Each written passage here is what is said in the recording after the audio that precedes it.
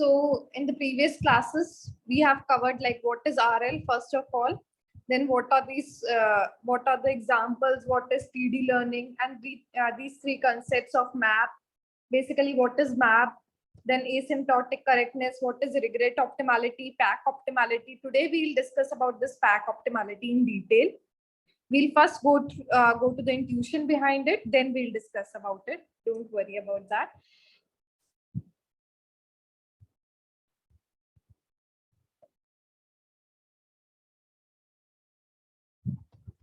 Then we discussed about the difference between Q and V, that we thought that, okay, we'll discuss in the future in more detail, as many of them were having the doubts within that. Then we discussed what we are doing in MAP and what is the difference between MAP and full RL. You got the difference between MAP and full RL? Anyone can explain me? Yes, madam. So Yes. full RL is actually a stepping of into time stepping of states from a current state to next state to next state till the goal. Okay. So the future is much far ahead. We don't know where, how many steps it takes. So it is a multi-step sequential decision-making process. That is a full RL. Okay. Whereas this map multi-arm bandit is just one step, one pull, and we are expecting the gain, expecting the return. Okay. So there is no sequence concept here. So our focus in MAB is more of finding the optimum arm, which one to pull, rather than after you pull, then where you go, that we don't think. Yeah. Yes, you are like correct that in if I talk about full RL, that means that is a sequential process, and the map is not a sequential process. And if I am going from one state to another, that will affect the other state, the next state. That is basically full RL. In map, we have like Shore is also saying that in map there is no change in state. First of all, in map, are we having states? No, ma'am. We don't have states in map. Yes. One more fundamental thing is in map, we are not having the states also. So then we came up. The rewards are immediate in map. We'll get the immediate rewards, but we have to check. Like if we talk about greedy and epsilon greedy, also the approaches we have done, it's like we are pulling an arm, we are getting the reward, then we are doing it successively many times, and then we are coming up to the conclusion, not after one go only that this is the best arm. Yes, ma'am. So we went to greedy and epsilon greedy. The things which we covered were exploration, exploitation, then softmax. We went to that, and then we came up to UCB algorithm. In the UCB algorithm, we also did the proof of that, in which we did the Chernoff-Hofting bound. And do you want to me to repeat that, or I should go forward with the other pack bounds and all? Madam, before repeating, more than repeating, can you explain that Hofting bound? Okay, exactly, it is the interpretation. When do we use it? Why? Okay, why we are using UCB, or why we are using what you are asking? Can you repeat your question? Yes, UCB and as well as that bound, what you said. Chernoff-Hofting bond. Yes, Chernoff bound. Yes, both. Chernoff-Hofting bond I'm using in the UCB. That bound is basically used when I'm having the sum and I'm having the mean basically. Then I'm saying that how much that sum of these random variables are deviating from the expected value. How much the sum of these variables, random values, they are deviating from the expected value. That is, as I told you about the concentration bound. Concentration bound is, anyone can answer like what is concentration bound or what is Hofting bound, so that I can. Yes, ma'am. When we are sampling from a particular distribution, then our estimate of the expectation cannot always be exactly the same. It can be at a bound of delta, and there is a certain probability of it. And I mean, it is upper bounded by a probability. That's what the bound basically says. What he wants to say is that I have some number of samples through which I'm like calculating the expectation. Suppose I'm calculating the expectation by the number of samples which I am having. So how much this expectation is, and this is suppose the true expectation I'm having, Q, and capital Q is the expectation. How quickly or how slowly this estimation is approaching to the true expectation. That is basically the concentration inequality. How quickly I am approaching.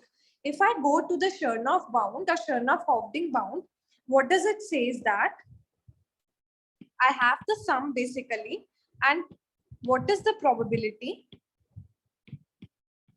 This is the true mean, and this is exponential basically. Can you tell me what is the sum in context of our RL thing? It's the capital Q, estimate of the expectation. And this? Q, I mean Q True star. mean, Q star. Now And what thing is, yes, come on.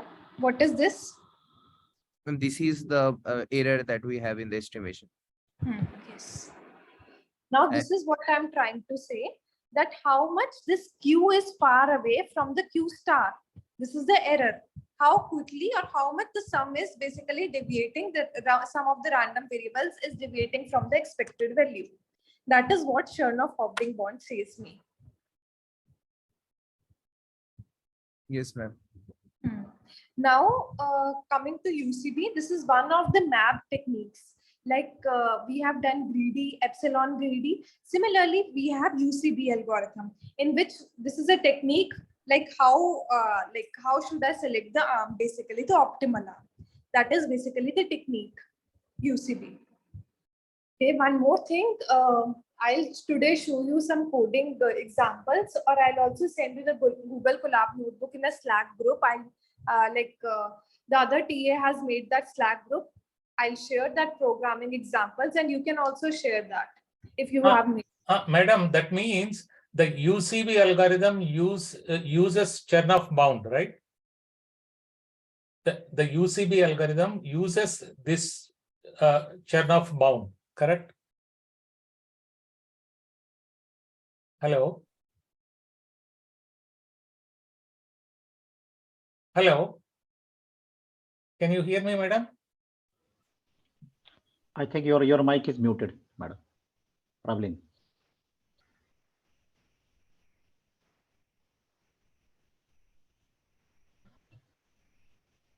Hello?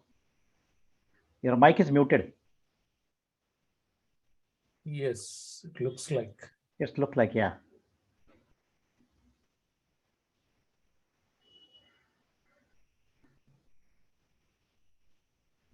I think she's explaining something, I think, and she's unaware. Post it in chat. Am I audible? Yes. Now you're audible. Yes, now. Now you're audible. Yeah. Now she's audible. Yes. Did you get my question, madam? My question is, Okay. this UCB algorithm, does it use a Chernoff bound? Yes. That is what in the derivation we were using that Chernoff bound. That is why or it can be used in many places. In the pack optimality also we are using, that is for the proofs thing we are using this. Yes. Bound is used for the proofs thing. Okay. I got it. So basically this is nothing to do with RL. It is a probability concept, Chernoff bound. Yes. UCB is actually the algorithm, real algorithm for map problem, right? Right. Yes. Okay. So that algorithm uses Chernoff bound. Okay, madam, got it. Okay, so you want me to repeat that UCB now proof, or I should proceed? No, ma'am, not needed. The proof. Ma'am, actually, I had a doubt in the algorithm. Yes. So, ma'am, I was doing week 2 assignment, ma'am. The solutions have been released, but for some reason, the solution for week 2 solutions, the link for week 2 solutions, it directs you to the week 1 solutions. So there was a question there. that like we add q to the q, we add a term plus root 2 ln by nj, right? So instead of nj, Yeah, it yeah, was replaced by nj square. yeah. And then they said how it would affect the frequency of suboptimal arms being selected. So so I Wait had a Yes, ma'am. second. done. Even Actually, wait a second. Actually, we are not allowed to discuss the solutions because this lecture will be uploaded in the YouTube, and the other like students in the next year can see this. So we can discuss on the Slack itself. I'm not allowed to speak it here. So it's better that we can discuss. I'll share the Slack group. We'll discuss in the Slack. Okay, Because ma'am. this And is the also, recorded lecture and I'll share it. And the next year students can see this, basically the solutions. So that yes, is ma'am, why. got it. But can you look into that matter that the link is wrong there? Link is wrong in the sense like the answer is incorrect or No, ma'am, actually week 2 solutions, the link was saying that these are week 2 solutions, but instead the week 1 solutions are being uploaded on that link. okay.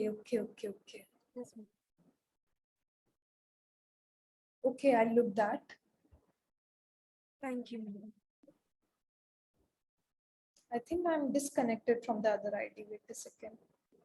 Madam, I find somehow Ravindran sir's assignments are more tougher, more highly analytical compared to other courses, madam. So we require some explanation parallelly to make sense. Okay, we can do one thing like the question which you are not getting, let's post in the Slack and then we can have the similar question in our classes. Rather Okay. than, I can't share the same question, but similar question we can discuss. ఇంకొర కొనుక్కోరా ఏదో కొనుక్కుంటా అన్నావు కదా ఏంటో మీరు cranes లేవట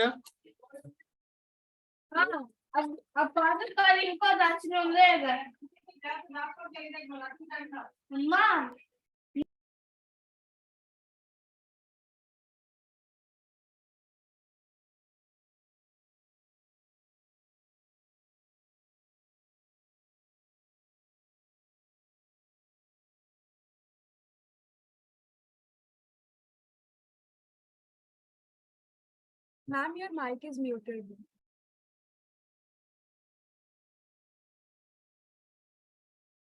ma'am, your mic is muted. We can't hear you. Now can you hear me? Yes, ma'am. Okay. Can anyone tell me about Markov inequality? Probability of Sn x being greater than equal to a is less than equal to expectation of x by a. So this is inequality I'm teaching you just because it will be used in the other proofs and all. That is why that here I'm talking about that. So what does it say? So okay, we discussed about this is the formula. What is the intuition behind this inequality? Can anyone tell me? Ma'am, it gives an upper bound on the probability of a random variable being greater than some arbitrary constant, arbitrary positive constant. Yes, a probability of a random variable greater than some threshold or greater than some arbitrary constant, giving the upper bound of that. That is basically, and there is a condition that it should be non-negative here. So how we get out with this inequality? Let's discuss somewhat about Markov inequality because it can be used in the future. Obviously, it's the main thing in probability, I'll say. If I say that this is the expectation of x and this is the a, so probability of x greater than a, or I can say here that what is the expectation? Sum over x. Can I say this? Yes, ma'am. Now, can I say that sum over x less than equal to a?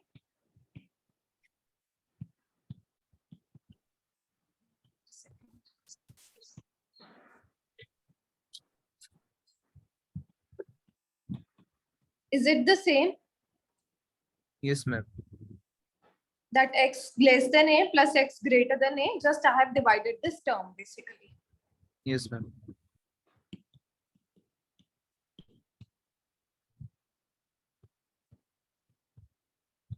If I remove this, the expectation of x will be greater.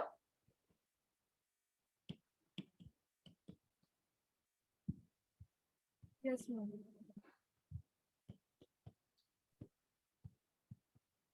Now instead of x, can I put a? Because x is greater than a. If expectation of x is greater than this term, can I say that expectation of x is greater than this term also, because x is obviously greater than a? Yes, ma'am.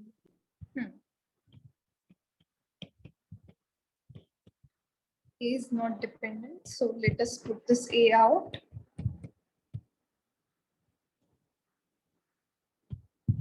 Ma'am, can you please explain the line before the last line? Okay, this Yes, ma'am. Yes, ma'am. what I'm saying is, suppose 5 is greater than 3, okay, Yeah. and 3 is greater than 2. So 5 is greater than 2, can I say? Yes, ma'am.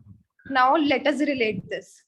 Now what I'm saying is, expectation of x is greater than this. Suppose this is 3, this is 5. That I got. The line, yeah. This is greater than a. Now Yeah. can I this a, if is xpx is greater than this one, so apx obviously it is greater than this because x is greater than a. Okay, yeah. Yeah. Hmm. Got Okay, na? it. Got it.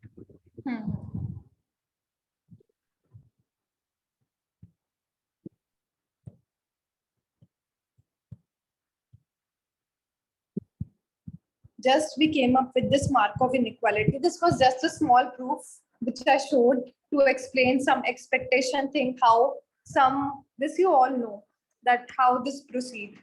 Now let us take a small example.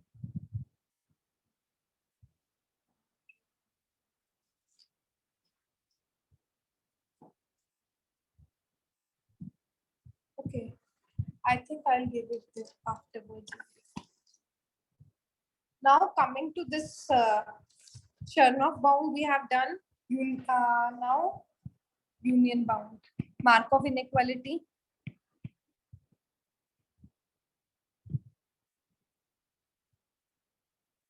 I'll simply write this only.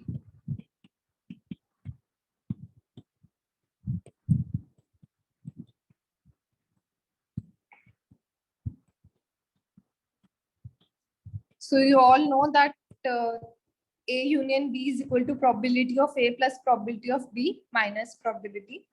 So I can write like this as well. That is what is similar as that union bound is lesser than the sum. Correct till now? Can I proceed? Or I should explain this? Yes. Now coming to the main topic. This was just the preliminary things which I taught, that what is Chernoff bound, what is Markov inequality, what is union bound. And now coming to pack bound. Before jumping to pack bound, let us first understand what is pack learning. In context of ML, let us understand. Then we'll come to the RL thing. So can anyone tell me what is pack learning? Why pack learning came into picture? So let us now try to understand the intuition, as you all were saying. Let's try to understand the intuition behind that. So what is pack learning? What is the full form of that? First of all, let us start from the initial thing. Ma'am, probably approximately correct. Okay, now what is pack learning? Why we need it? I mean, ma'am, I'm not totally sure about my answer, but Let's pack try. learning, I mean, ma'am, pack learning basically gives us an output which is approximately, I mean, which is very much near to the true output, and there is also a certain level of probability related to that. Okay, you are saying that it is related to certain output. Okay. Okay, let us talk about ML thing. Now, can you tell me, like in ML, why we need it? Maybe in regression problems we can apply it How? because we are trying to predict a like continuous number. So if we can't predict the actual quantity y, we can get very close to like the actual value. So our error will be very less. So you are saying for the suboptimal things, we can apply that.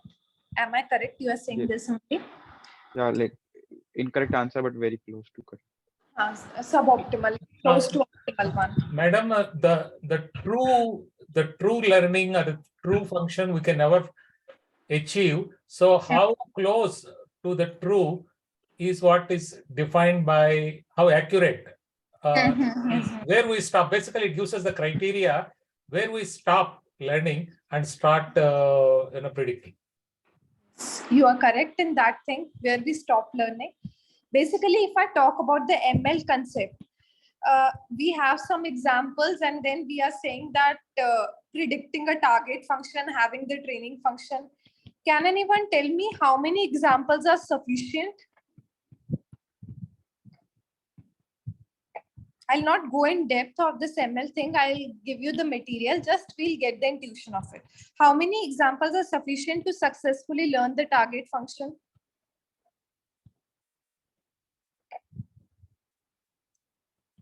The minimum, maximum we cannot say. The minimum is the number of feature variables.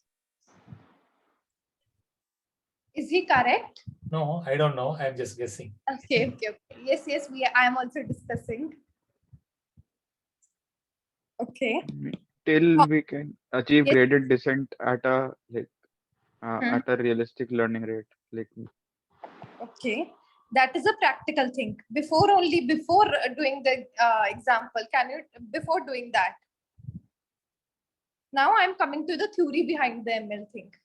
Convergence criteria. Right. Okay, sir. Convergence we'll get to know after we have done it. Ma'am, it depends how complex our loss function Sample is. complexity. Okay. Now so many concepts are getting mixed up. Sample complexity, learning. Yeah, maybe you can demystify, madam. How many mistakes learner can? Make before succeeding. How much computational effort is needed? Ma'am, these quantities, can these be predicted from beforehand? This is basically where we come to the pack learning thing. Pack learning tells us like how many these answers are given by the pack learning. This is a theoretical concept though. We can't say, but we can say an algorithm is pack learnable or not. What I mean by that pack learnable or not, that if I give an algorithm, suppose this is a concept class. Concept class is what I want to learn.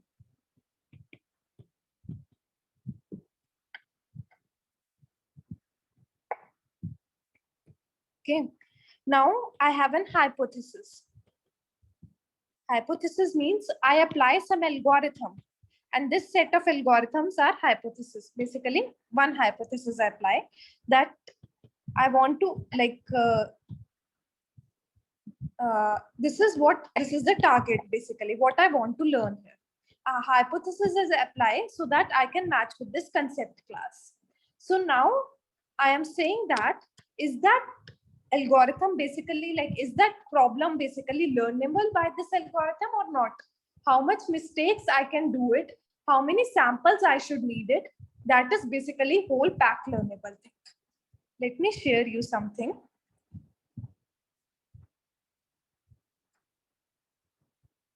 This is the book.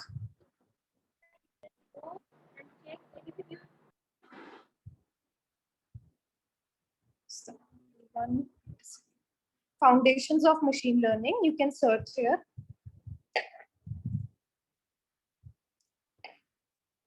You can write it first of all, then I'll proceed. Should I proceed? Yes, ma'am. So here the second chapter is the pack learnability. Ma'am, you can share the book in the Slack group if you. Okay. I'll share the link of this book. Here, this pack learnability framework tells me, like I am having the concept class. I'm having the concept class as well as I'm having an hypothesis. So what is the probability that my hypothesis doesn't matches with the concept class? Concept means what I want to achieve.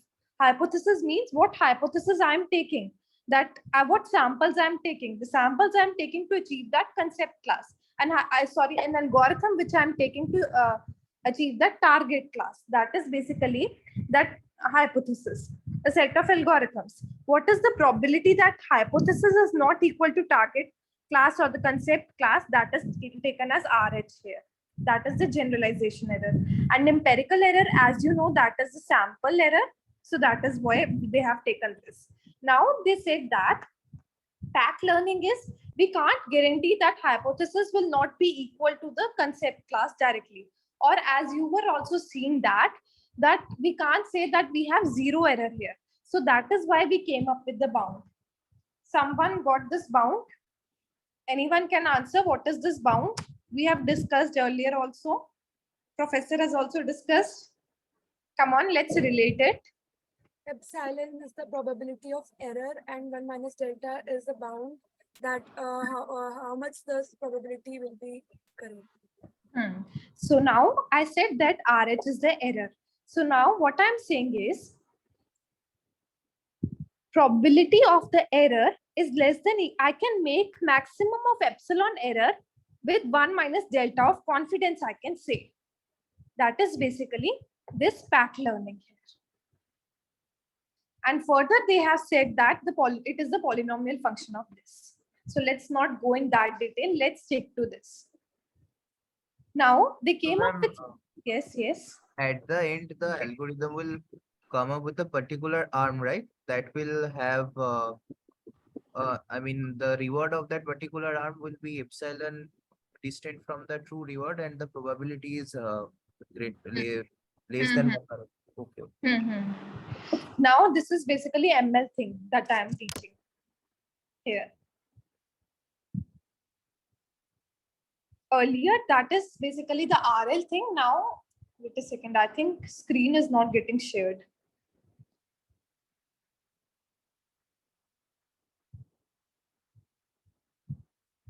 I'll share the screen again.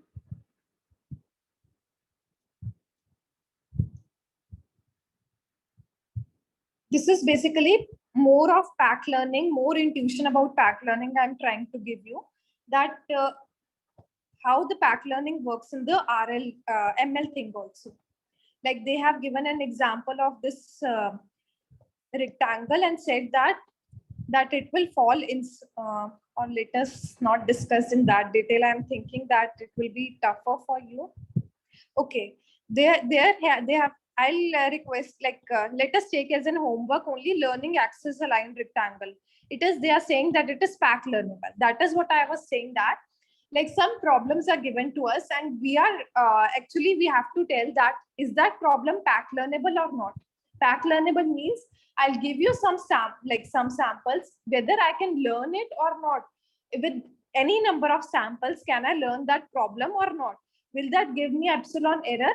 With this much of confidence, can I be sure that this problem is learnable or not learnable? There are some problems which are not learnable. Let us take as a homework problem. So the homework will be like, what are the problems? Can you give me the example of pack learnable problems and which are not pack learnable? And then we'll discuss in the detail in the next class. Any intuition you got it, like what I'm trying to say?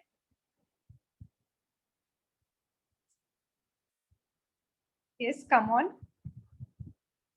Yes, ma'am. So we have to take a look at different problems and tell that can we with some confidence say that this answer that we have got will be within certain error range.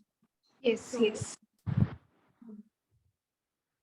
Okay, Shara is asking, but how can we ever be sure? Even if we learn with low number of samples, we might be overfitting the data. That is what our answer will be given by the pack learnability thing.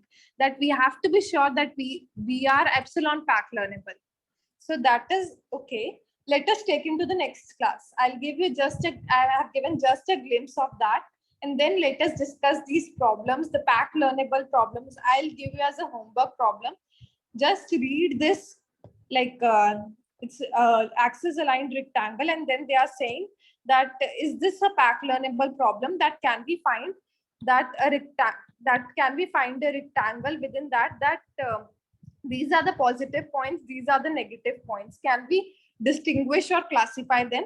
That is a problem. And then they are asking, is it a pack learnable problem or not? So let us take a homework problem and discuss that. What are pack learning techniques? Like what are examples of pack learnability, and what are the examples which problems are not pack learnable? Specifically, which problems are pack learnable and which problems are not pack learnable? Okay. Ma'am, regarding the point raised by Shaurya, I mean, this is where the sampling complexity comes into the picture, right? In our algorithm, the number of samples. I mean, I should. That should be, yes, come on. For the algorithm to be successful, I should pull the arm for a minimum number of times. Yes. We can't say by one pull we can say that it is like learnable. Okay, ma'am. Yeah, got it. So we'll discuss this in more detail in the next class about the pack learnability. I'm just giving you a hint about that. What is this? And in context of ML, like we are doing the ML thing. We are doing the training, testing, and then we are coming up. Now, what is the theory behind that? How we can say that we are that hypothesis is basically learnable algorithm? Can you mute your phone? If you are not.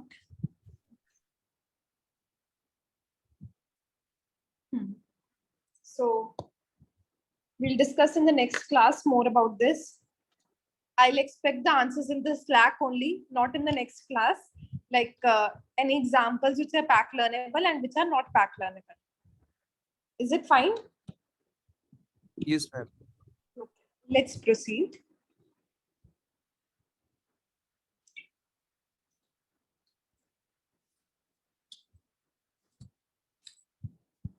Now coming to pack bounds for map.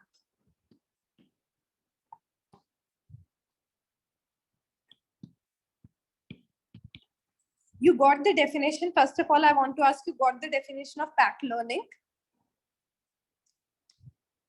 A concept C, I can say, is said to be pack learnable if there exists an algorithm, I can say, which is having the epsilon bound, and I can say with the 1 minus delta of confidence that it is giving that much of bound to me. Now coming to pack bounds, I'll write in the Slack these questions as well as the book link.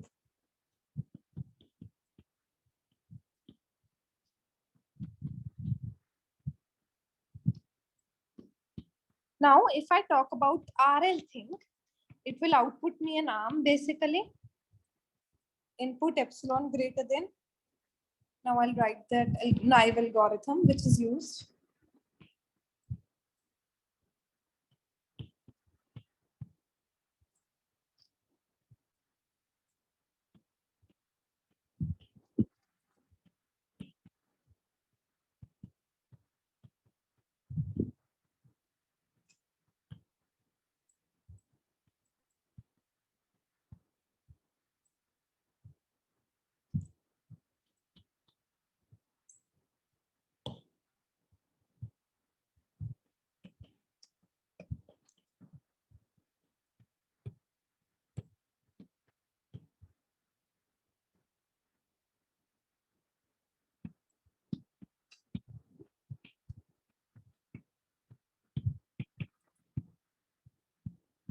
Is it the problem of that week one answers are shared, that is for all of you, or only for the one of the girl asked me? Everyone is shared with the am I audible? Yes, ma'am. Yes, ma'am. Is it shared by one of you, like that week one assignment solutions or everyone is having that problem, or one of the, I don't know who asked me about that. Yes, The ma'am. I am wrong. also facing the same problem. So everyone is facing the same problem, that you got week 1 solutions when week 2 were given. Am I correct? Yes, ma'am. Okay, okay.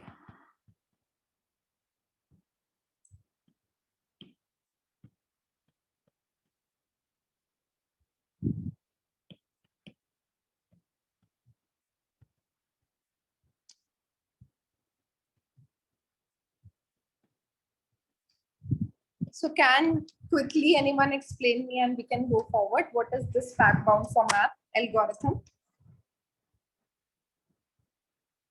Yes, come on. Greedy. I mean, Yeah.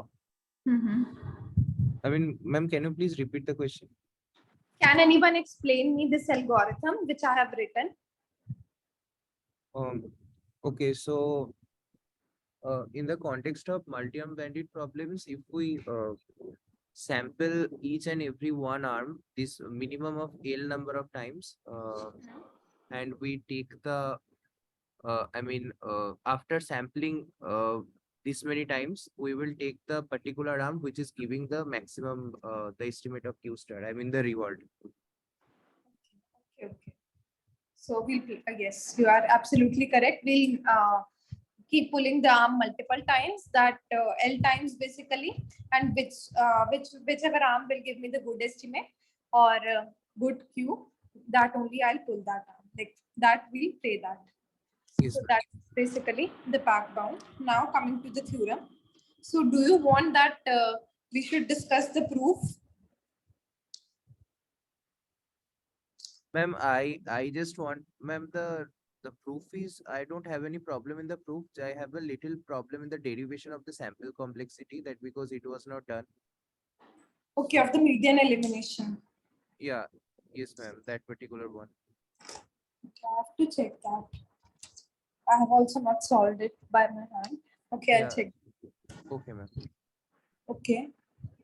You can provide me with the calculation also, then it would be all right. Okay, okay. Otherwise, if you solve it here, then it would be, I mean, time consuming. But maybe others want that because Okay, yeah, yeah. In that case, some of, yes. so I should proceed with the proof. Okay, let's go fast and then finish it. Or I'm having this written notes of that of the previous lecture. Okay, let's go through this only. This way we can revise it, and whatever doubts you are having, or maybe I am also having, we can discuss. Ma'am, you can create a poll here, right? I mean, voting is, I mean, in Zoom, we can do that, right? Okay, okay, okay.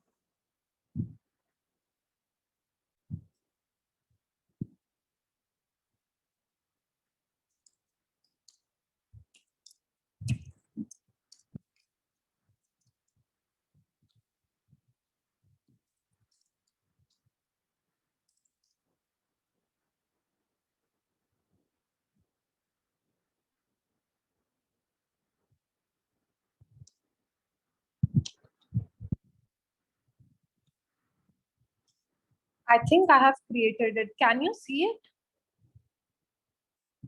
Not Is yet, it ma'am. visible? Yeah, Now? yes, Hmm. Yes, ma'am. Now it is.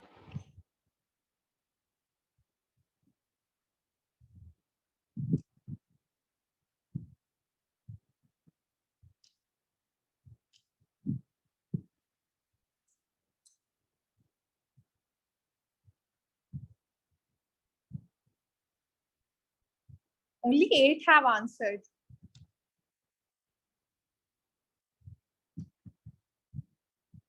I think remaining 4 can, okay, 9.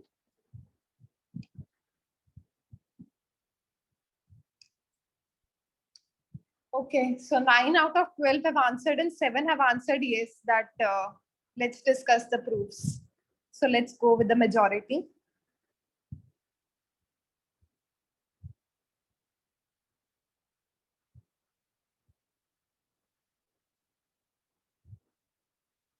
You can see the results here. yes, ma'am. Okay. So let's go with the proofs here.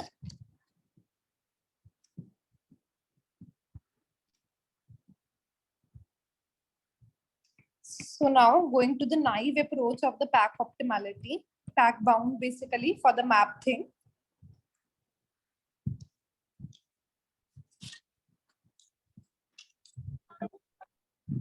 That the sample complexity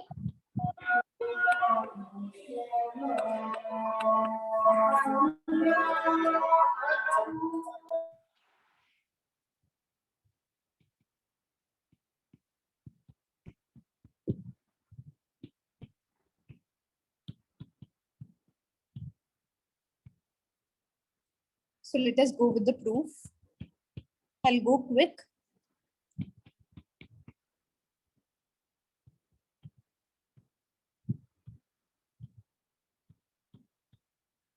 We'll go through each and every line in detail so that whatsoever doubts are there, it should be resolved. Coming to this. Let A dash be an arm such that Q star of A dash is less than Q star of, okay, first of all, coming to what is Q star of A star and what is Q star of A dash, first of all.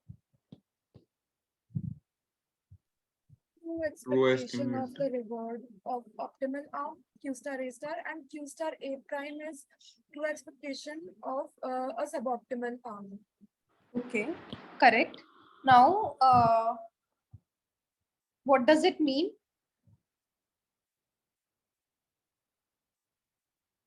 That the A prime arm is epsilon greater than epsilon suboptimal. So can I say that A dash is epsilon of is it epsilon optimal or it is not epsilon optimal? Like Not epsilon optimal. because it is more than epsilon away from that. That is what it is Yes. depicted. Yes, that is what.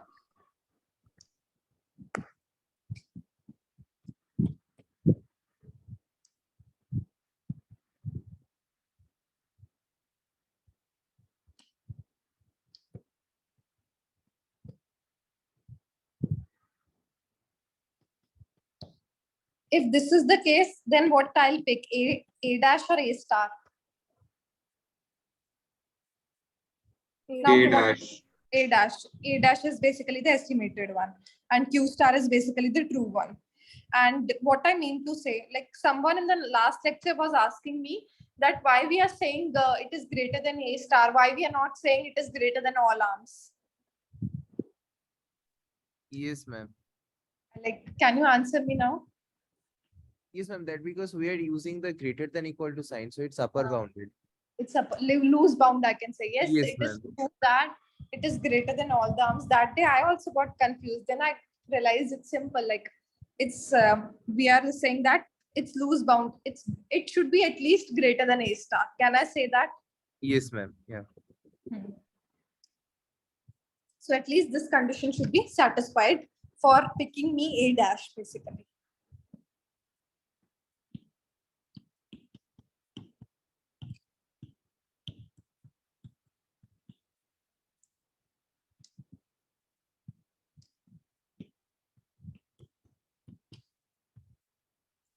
Now coming to this condition, I want to ask you this.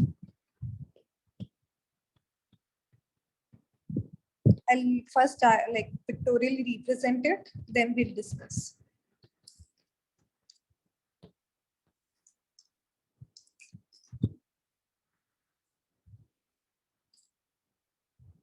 Probability of QA dash greater than QA star. What is the probability of this? It is less than probability of QA dash greater than QA star. What I'm saying is QA dash. This is Q star. Suppose A star. And this is QA star, or Q star A dash plus epsilon by 2, or it is QA dash. Now, can someone explain me this? The Yes, first one, we are grossly underestimating the optimal arm. And in the second one, we are grossly overestimating the suboptimal arm. So we are saying that we are underestimating the optimal arm, or we are overestimating the suboptimal arm. In either of the case, I'll select A dash. Is it true? Yes, ma'am. ma'am. Okay. Why? Like if I Ma'am, say one- that. This won't be grossly overestimating, right? Because like it's when we take grossly overestimating, then it would be like less than epsilon only, not epsilon by 2. Yes. You are correct. Now, okay, if one of the condition, if both are okay, if one of the condition is satisfied, suppose that QA star is less than this one is only satisfied, then also it is true. If this is satisfied, this is not there. Like we are underestimating it.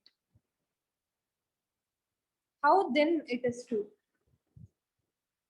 You are saying that if one of the statement is both us if one of the condition is satisfied, then our QA dash is greater than QA star. Because we are This taking is a upper loser bound, so bound, it I will not think. matter. Yeah. Please speak one by one. I can't hear you. We are taking Yes. upper bound, so like if we take more than actual number of estimate, it's fine for us. No, what I'm asking is, this is there and this Q star A dash is here. Now, suppose that this is not greater than epsilon by 2. Still, this condition is satisfied. Ma'am, may or may not be. But then why we are saying that or? Ma'am, because this is Ma'am, a because- loser upper Yes, bound. ma'am. We're using less than equal to, that's why. Anyone is having doubt till now? Okay, should I proceed? So what I'm saying is, here, QA dash has to be more than epsilon by 2, then Q star A. Or I can say that QA star must be epsilon by 2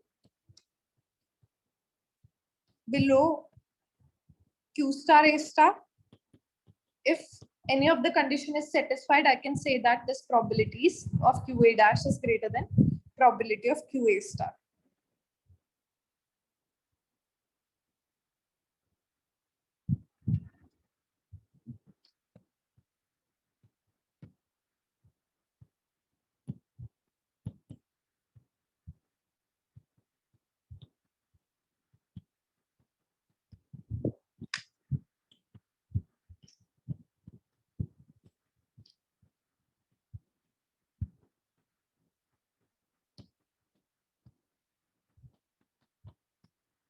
This is the same thing. Instead of or, I have placed plus.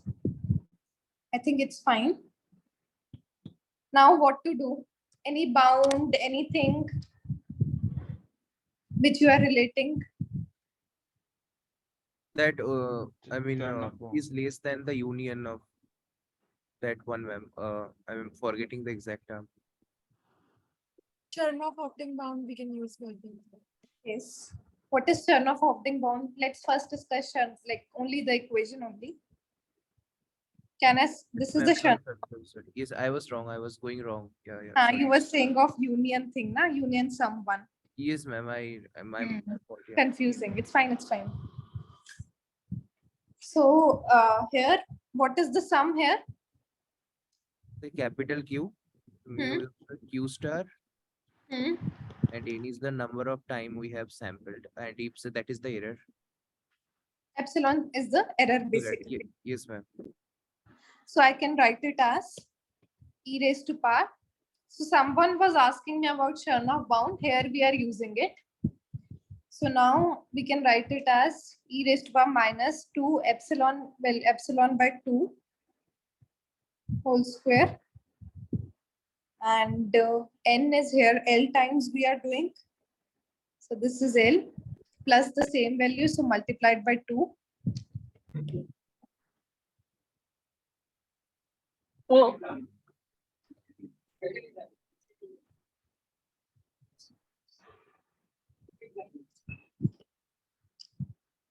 Any doubts? I think someone is unmute. Okay, let's proceed.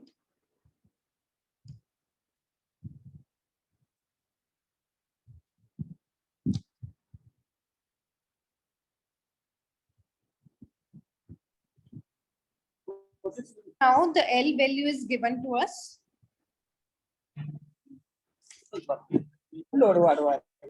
A magic number. Please unmute your mic if you are not having any doubt.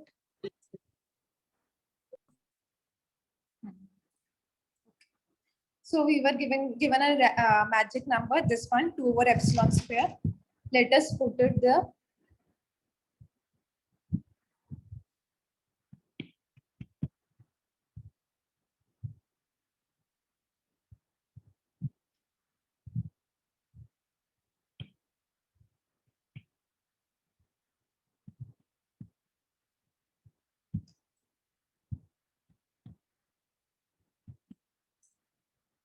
Here we'll get delta by k. If you have any doubt, I can solve it. Was it solved or I should help? Yes, ma'am, I solved it. Okay, okay. I mean, it was solved in the lecture, I think. Okay, okay, okay.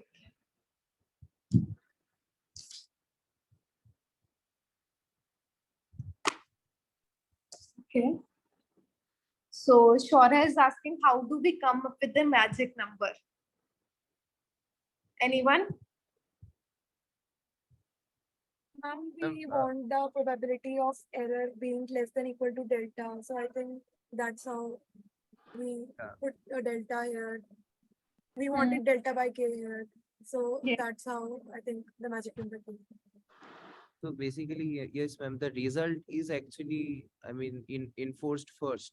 So Yes, that is why we came up with the magic number. Yes, that's it's the reverse one.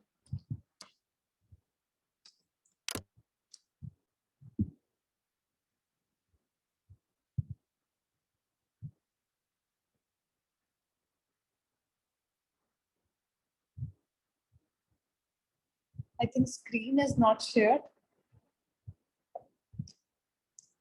I don't know why it's happening.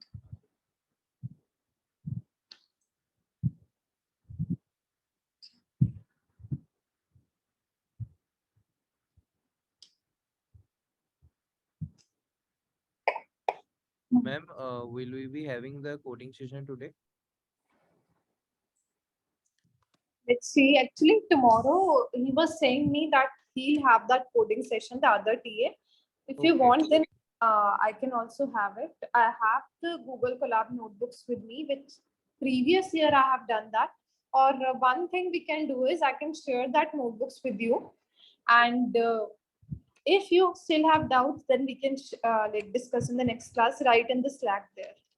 Okay, ma'am. And ma'am, I actually sent you a doubt in the Slack regarding Okay, the okay. Regarding the next, I think, full yes, ma'am. R. Yes, Full ma'am. R. Policy, yeah, yeah. Okay, I'll check that. Actually, I haven't seen that lecture also. I Okay, haven't ma'am. that far. Okay, ma'am. Got it. Got it. So I'll today only see that. In that week only that lecture is left. So I'll today only see that and reply you at night only. Okay, ma'am. Thanks a lot. Okay. So now coming back from where we left. So we are saying that probability of Q A dash greater than Q A star is less than delta by K. Now summing it up over all the Ks, we get it with delta K, and then we are upper bounding by that. And then we are saying that we came up with this.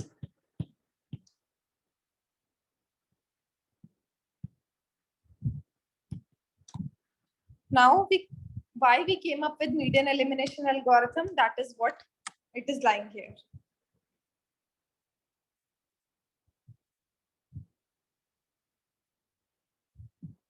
Yes, can anyone tell me why we came up with median elimination algorithm? Because of the sample complexity. So there was a term log k by delta. So we wanted to eliminate the k from here. So why we cannot eliminate this one, outer k, this one? Because sample complexity should depend on the number of arms, because we have to sample each arm at least once. So that is why at least once we have to sample each arm. So k arms are there, so it will be there. So at least to get rid of this, we came up with another approach, that is median elimination algorithm.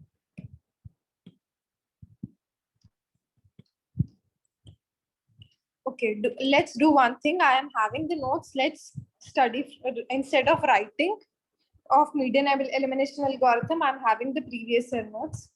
Let's study from that only to save the time here. Is it fine? Or I should write?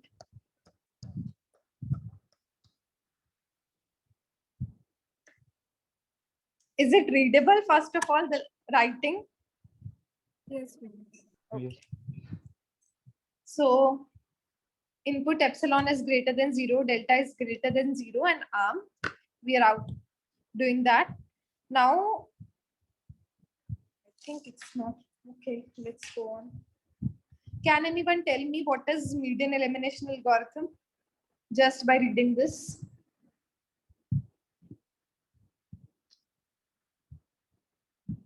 Yes, yes, come on.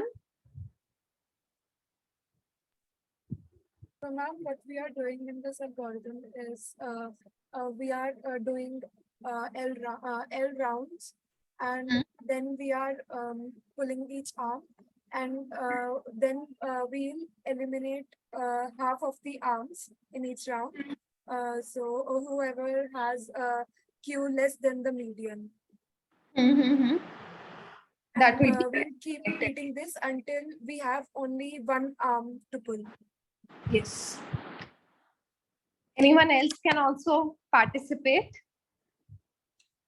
So now what we are doing is we are saying that we are starting with the K arms, and then for, first round we are pulling the each arm, then arrange. This is what I have written in the shorter way. This is what the algorithm is. We are basically arranging them in ascending or a descending order, finding the medium on basis of the Q or on the basis of the payoff, or I can say the reward thing, and eliminating all those arms whose value is below the median.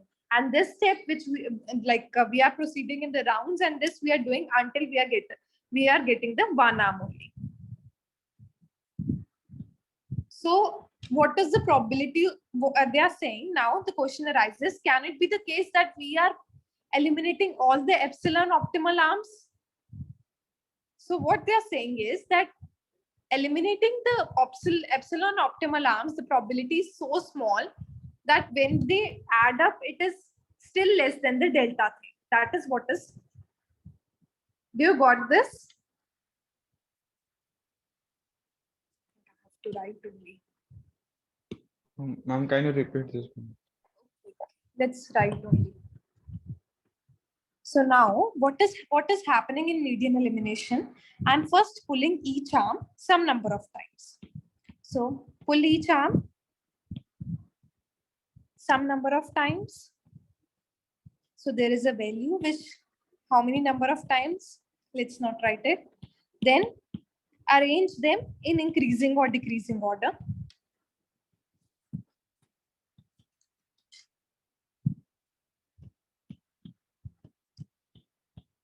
Based on Q values, the estimate. Now find the median of these arms. Now what I'm saying is eliminate all those arms which are less than the median, whose value is below the median.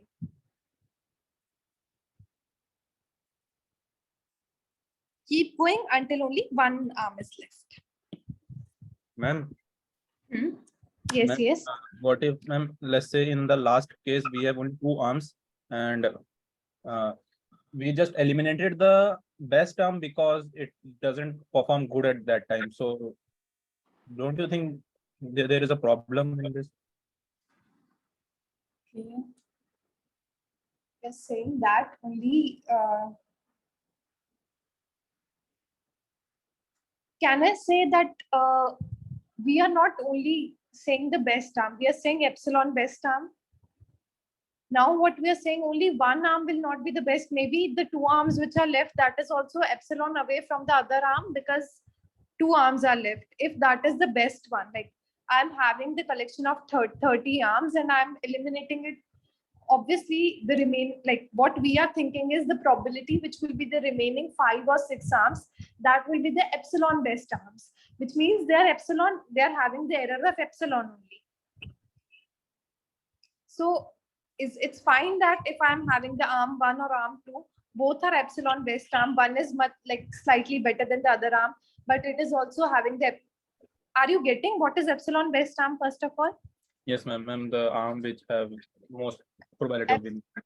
Epsilon error, I can say that error bound is lesser, like up to epsilon only. So that is what I'm saying is what they are saying.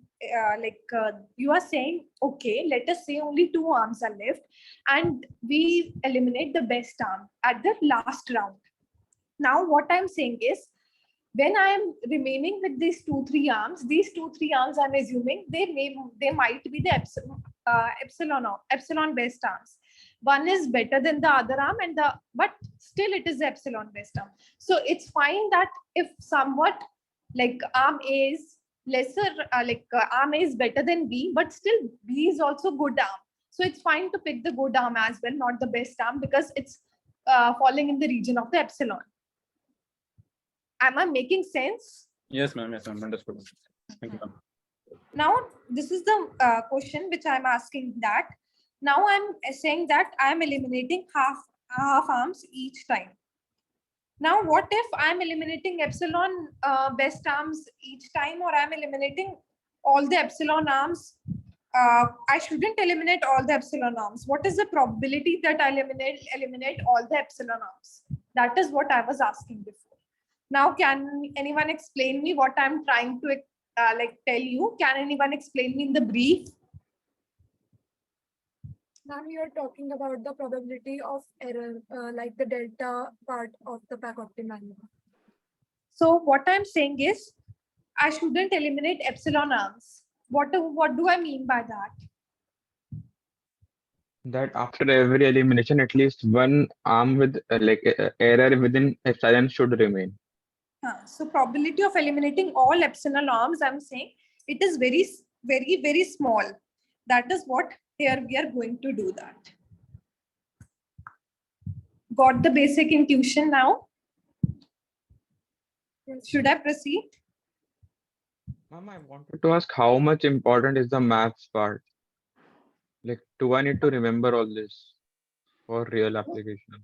Okay, actually, I don't know about this aspect, this paper aspect, or I can ask you from the other students, like from the previous batch or someone who has done from the paper aspect. I don't know, but if you talk about the RL thing, at the end when you are going for the RL techniques in the future or in the ML also, what we do is we are basically more into systems thing. Systems thing. Can someone describe what a systems think? System things means coding thing. We are not like actually saying what is the maths or what is happening behind. If you want to be ahead of the other person in company or in research, you have to know what is happening behind the picture.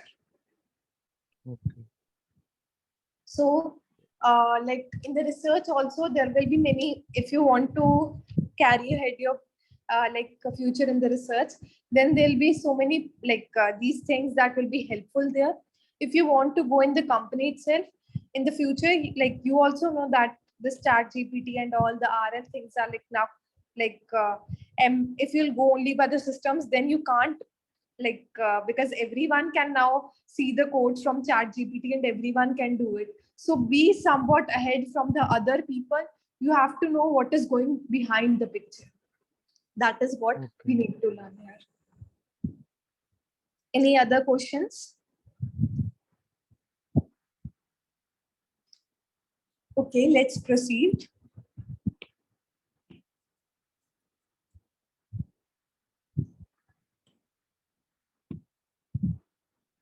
So in median elimination algorithm, let us take in phase L or in the round L, what I am saying is the probability of max J belongs to SL. Q star, as we have discussed, that is the true P of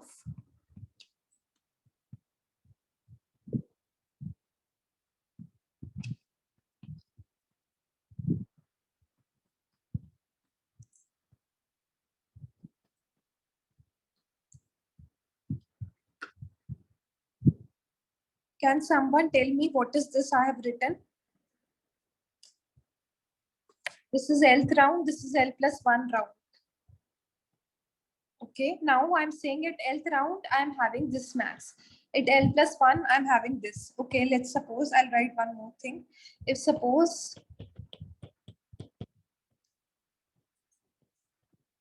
is it good thing? Yes, ma'am.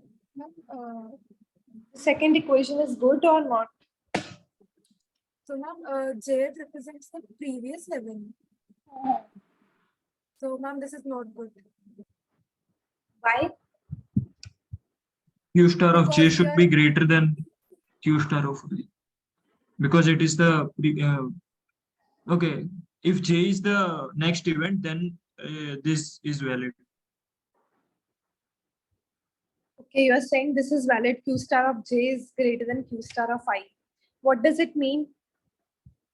Ma'am, it means that in the previous round, we eliminated the best round. Everyone got it? I think there is some confusion between other students. Yes.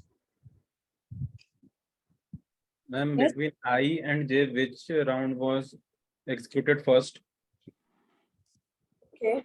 What I have written here, SL, SL plus 1. What do you mean? Which round is first? Can you answer? J is the first. Because J is SL and okay. Now can you tell? So it is bad equation. Second one is. Second one is bad. Why?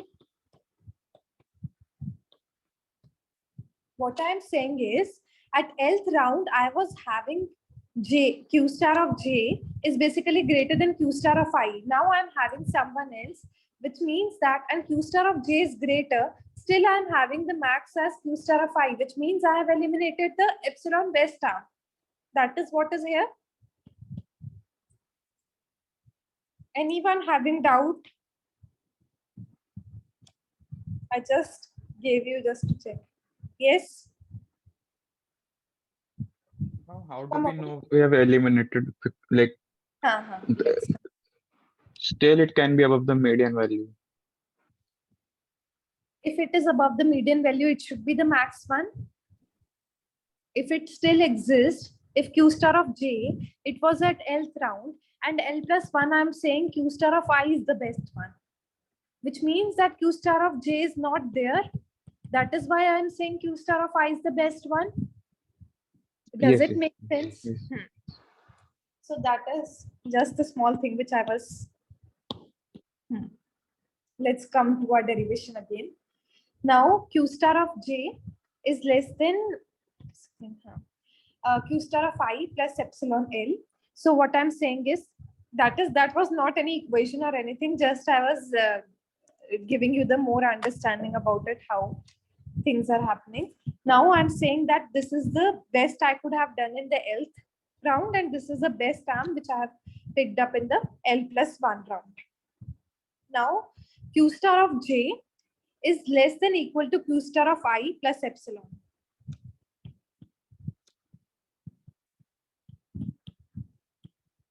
So Q star of J. Now,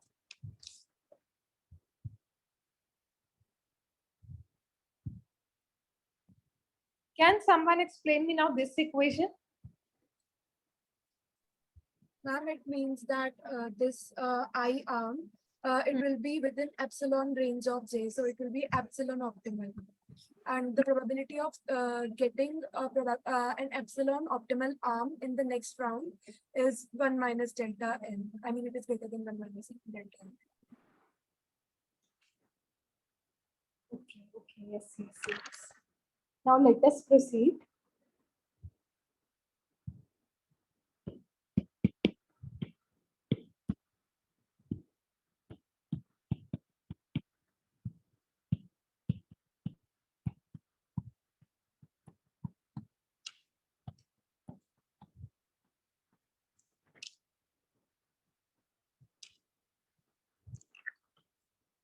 What I'm doing here, we have recently only done this equation. Yes. In the last class only, we did last or now only, I think. Come on. Underestimating. A Underestimating. star. Everyone is getting? I'm getting only one answer. Yes. Everyone is okay. So this is basically true error, and we are basically underestimating it as Q, like it is greater than epsilon by 2, like the estimated one. So basically we are underestimating it. Now coming to the same, now which inequality, again I'll ask the same question. Chernoff-Houghton bound. Chernoff-Houghton bound.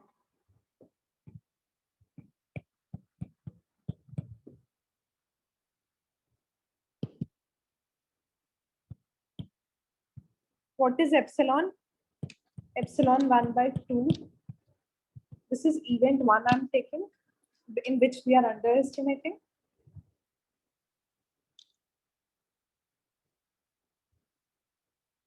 What is n value here?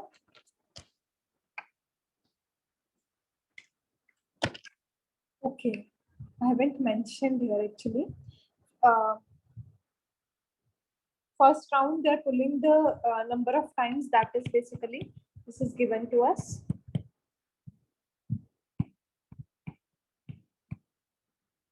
So that is what we are equating in that.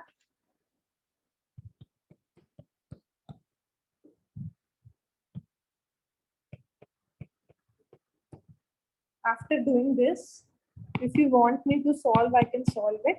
We'll get this. Should I proceed? Yes, ma'am. I'm not getting any responses from the other students. Yes, ma'am. Okay.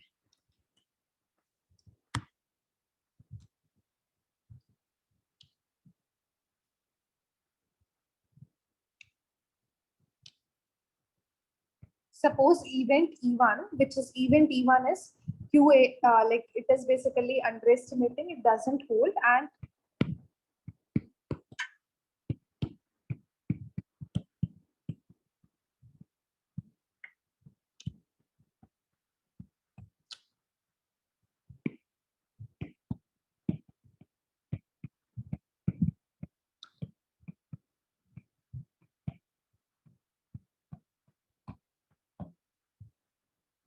what do you mean by this?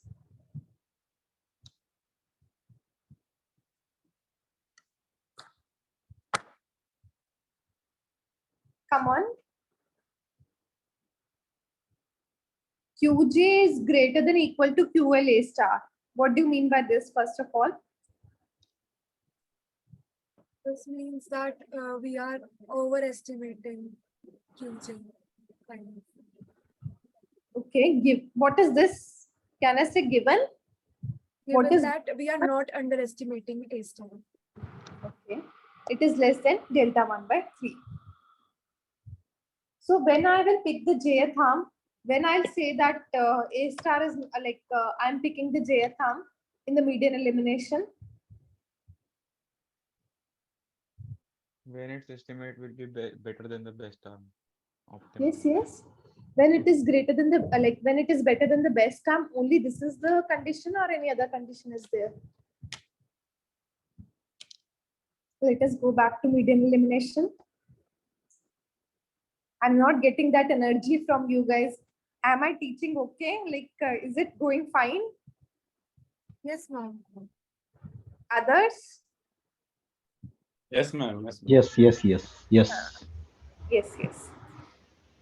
So is it greater than the best term, or go through this algorithm and now tell me when we'll pick up the jth arm instead of A star?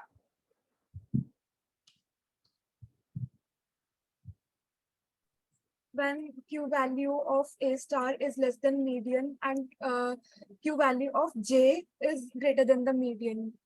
What do you mean by Q of J is greater than the median? So we will be selecting that in the next round, but Why not A star. Why we are not selecting A star? It is less than median. What do you mean? How many arms are less than that? How many arms are greater than A star? Half the arms are greater than A star. Yes. Now anyone else can explain me? Yes, come on.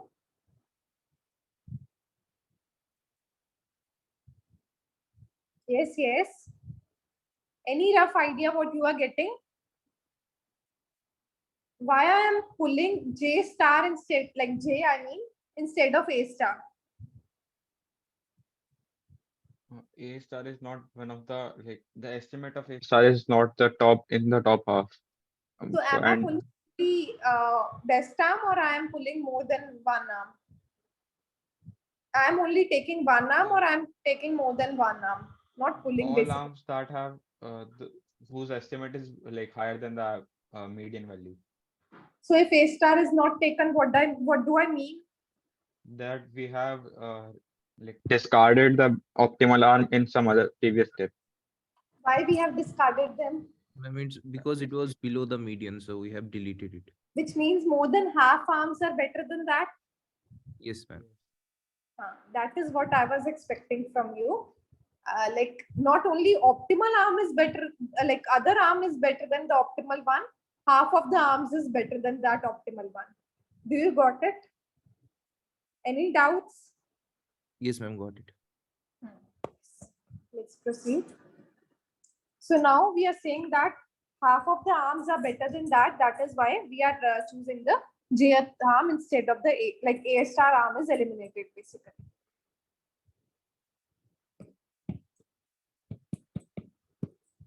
Number of bad arms given QL AL star. Expectation of number of bad arms given this is greater than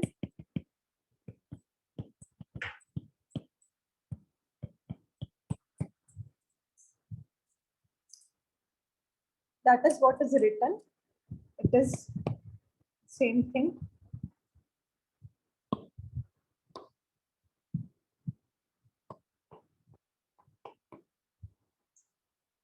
Now we came up with the like Markov inequality thing, and then we'll solve it and get the value of 2 delta 1 by. And then delta 1 by 3 overestimating one is also there, and underestimated one is also there. And then delta. Ma'am, Yes. I had a doubt that in the second event where QJ was greater than equal to QL A star, this probability, why is it less than equal to delta 1 by 3? Wait a second.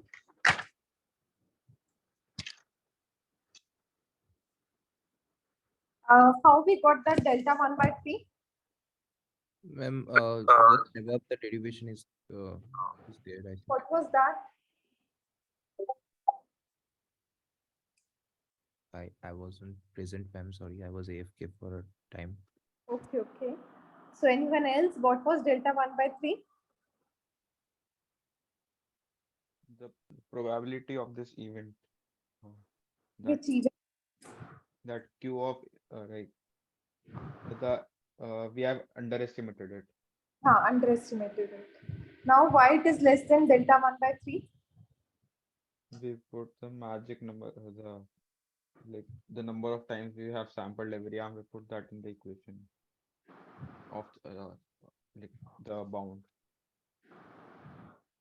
Because ma'am, the condition is provided that we are not underestimating the L star that is Yes. given. Are saying that E1 doesn't hold. That is what I said in the starting only, that this condition is not holding. Yes, ma'am. Do you got your answer? Ma'am, I did not get it till now. Okay.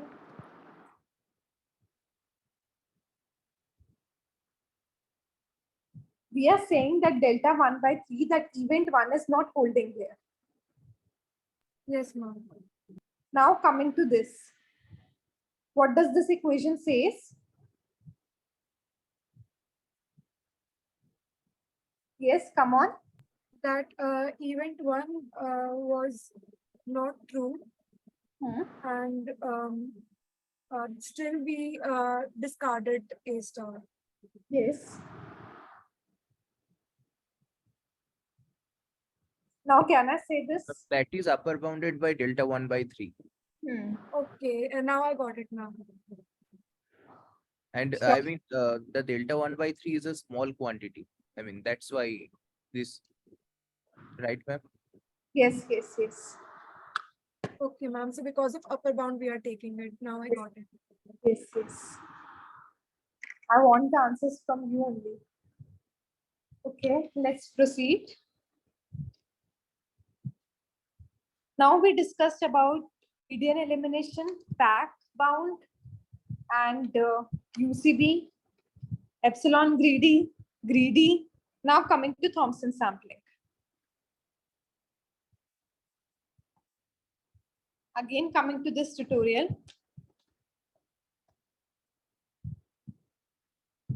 Can someone explain me this Bernoulli greedy thing, which I explained in, I think, second last class only.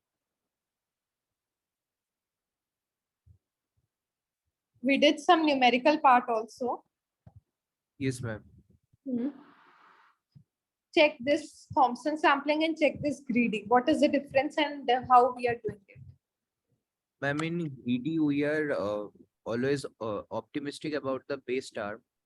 So we repeatedly keep pulling it.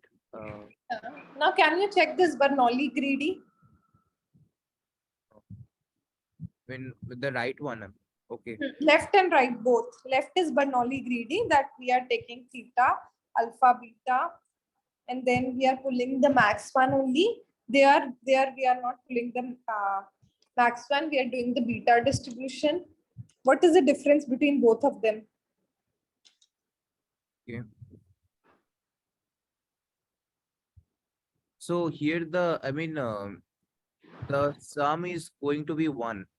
I mean, so it's a kind of, if one goes up, the probability, then the other must come down. I think I'm going wrong here, ma'am. Sorry. Yes, it's fine. Okay, what is Bernoulli greedy here? I explained you. In Bernoulli greedy, whenever we pick an arm and like that gives a good reward, then we increase its probability and decrease the probability of all other arms. Yes. Okay, fine. Now, Thompson Sam, what is the like limitation in greedy? Ma'am, one question regarding the Bernoulli. Yes, so here we are increasing and decreasing the probability of the good arm and the other suboptimal arm respectively, so that we can maintain a probability distribution, right? Yes, yes. So in case, suppose we have k arms and one is the optimal arm and 1 minus k I have suboptimal arms, then I need to decrease the probability of all the other suboptimal arms by a factor of, I mean, that is divided by 1 minus k, right? That particular what we are penalizing, so that the remains a probability distribution. Okay, Yes, that is basically we are decreasing the other arms. Yes, you are correct. Absolutely. okay, ma'am, got it. Wait a second. Wait a second. I'm going wrong. Can you repeat the question? Yes, ma'am. The question was, I mean, here alpha xt plus RT. So alpha XT, the probability of taking the optimal arm, it is being increased. And the probability of the suboptimal arm beta XT plus 1 minus RT. So it's also has been decreased, I think. Or Yes, yes, uh, it is. yeah. Why So reason why? Yes, yes. Come on, carry on, carry on. so I mean, we are doing it for so that I mean we can maintain a distribution, right? So if one increases, then other must come down for the problem to be a distribution, right? Otherwise, then that would not be a probability distribution. Am I right? Can someone answer him? Yes, because if we do not decrease the value of others, then the total probability will not remain 1. Yes. Yeah, yeah, that's what I was trying to say.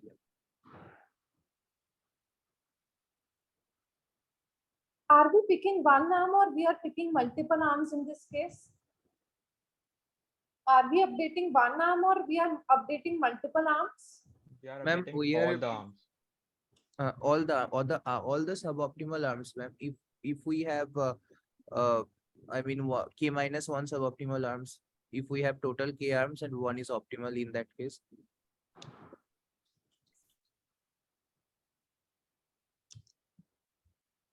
Actually, it's not like that. We are only picking one arm. Map means we are like in multi-arm bandit, we are picking up one arm. If it is giving the reward 1, then we are updating the alpha. If it is giving the reward 0 or negative, then we are updating the beta there. Okay, so we are not subsequently decreasing the probability of other suboptimals Ah, arm. that is what I'm saying. Yes, yes. Okay, sorry, ma'am. I got confused.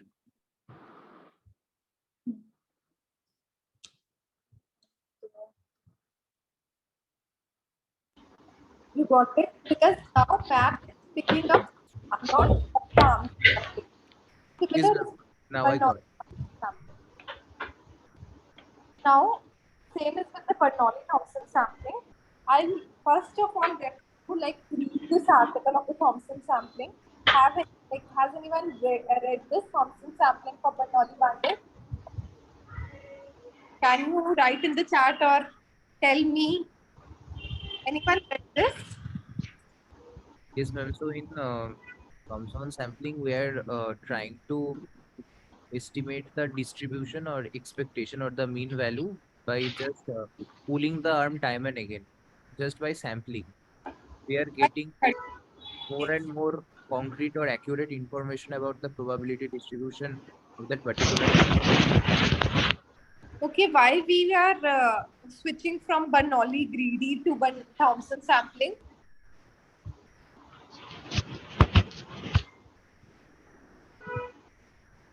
Yes.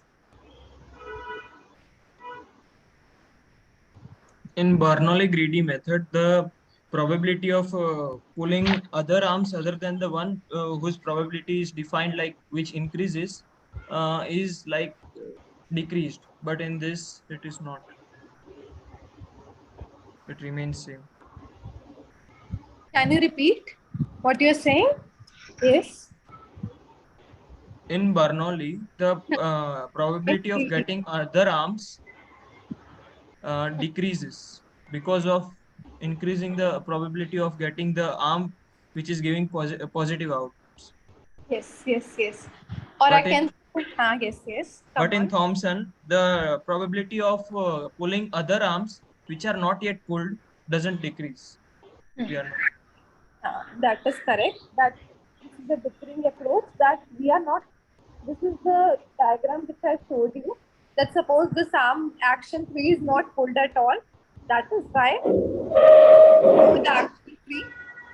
Can you mute it? It's like if you are not asking the doubts. So if the action 3 is not at explode yet more, so but we are doing this, we are thinking that okay, action 1 is the better one. Let's go with the action 1. Why to go with the action 3? But maybe the action 3 is also the best one than the action 1. So more is the exploration part also is taken care in the Thompson sampling. Why it is better than epsilon greedy?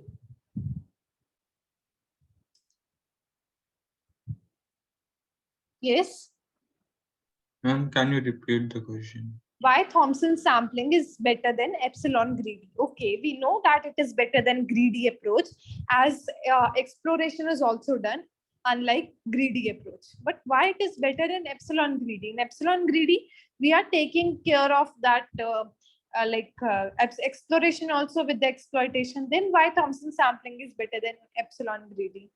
Ma'am, in epsilon greedy, we have to cool down the epsilon. So it may happen that, in some cases, it might also give me the suboptimal arm.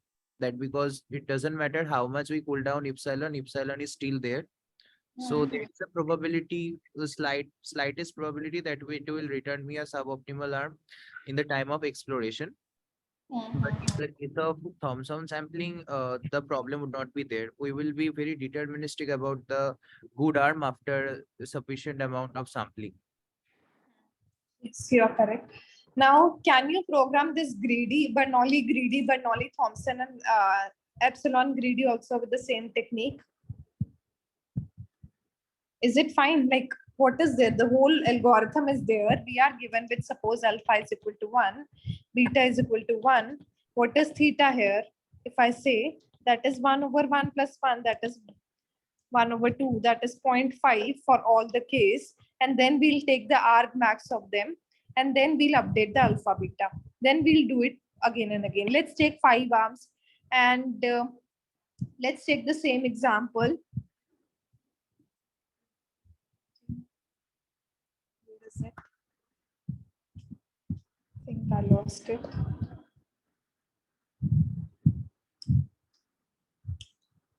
Okay, like you can take any of the example by taking this alpha, initial values of them be 1 and 1, alpha and beta.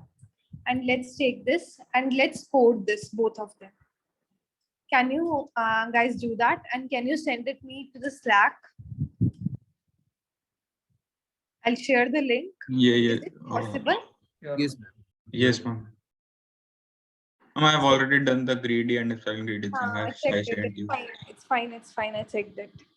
So can you do the Thompson sampling also, Bernoulli greedy, Bernoulli by this approach? Yes, ma'am. So share it with me and we'll check that whether we are good with coding part or how, where we are lacking, or I can give you each of you the reviews also. Okay, ma'am. Got it. So now coming to the policy, gradient and policy. What is policy? Ma'am, policy is basically a function that returns us the probability of taking a particular action A at time t. There can also be an involvement of state, but in this case, we are ignoring it. That because we're dealing with bandit problems. You're absolutely correct. Can I write it? Yes, ma'am. Policy is the rule, or if we are not dealing with mad bandit problem, then the policy is which action to perform. Like if I'm in a particular state, then which action to perform. And here I'm saying that probability of like what is the pulling the arm at if I'm at time t, then what is the pulling of arm at that action? What should I do that? Yes, ma'am. Now coming to binary bandits.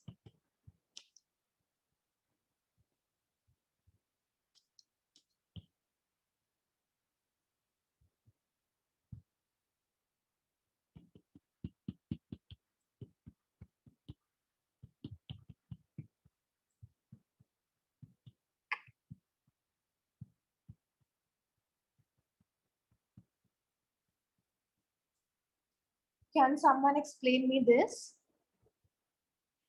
First of all, I want to ask you, is everything cleared in median elimination, pack bounds and everything? If still you think that some doubt is there or something like one of the girl was asking me that she didn't got it. I think Ashi. Ma'am, Yes. yes, ma'am. Actually, I still have that out.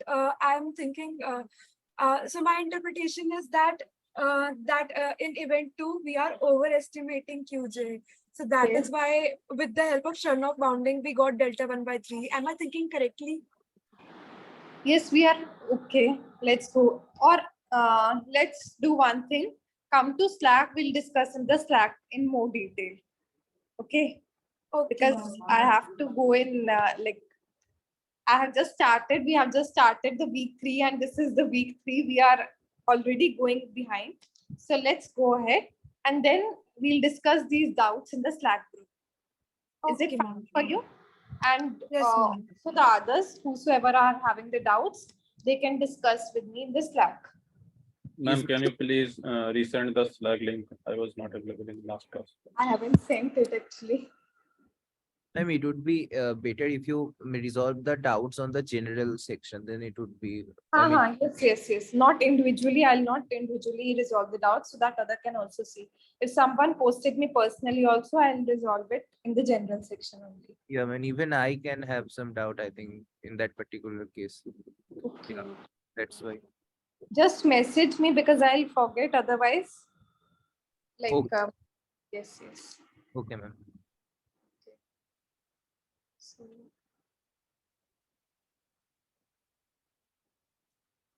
anyone can please post in the chat the Slack, like the link of the Slack.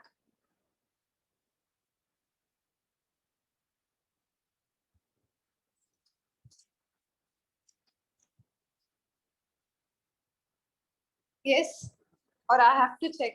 Yes, ma'am, I'm doing it. Okay. So let's proceed forward. I also joined today only that Slack group. So what do you mean by this equation? Ma'am, this is the probability of taking the action 80 at the time t plus 1. I mean, I will again pick the action A in the next time step. The probability of that we will increase. From the previous iteration, the probability we will increase it. So there would be a alpha, and then this is particular I mean the error term. So if I get a reward of 1, this is my target probability and this is my current probability.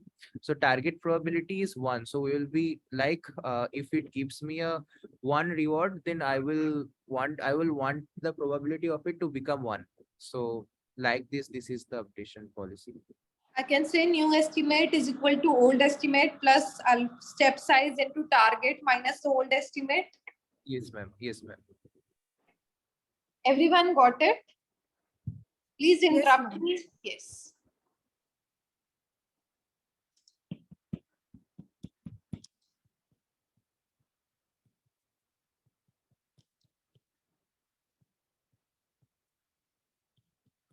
So if I'm taking the 0,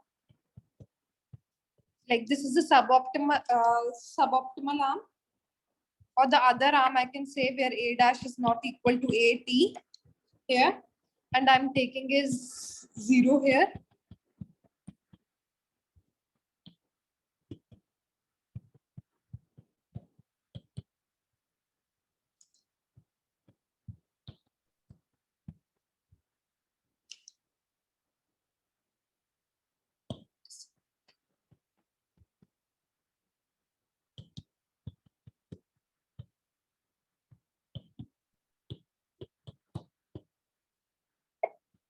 Is it fine?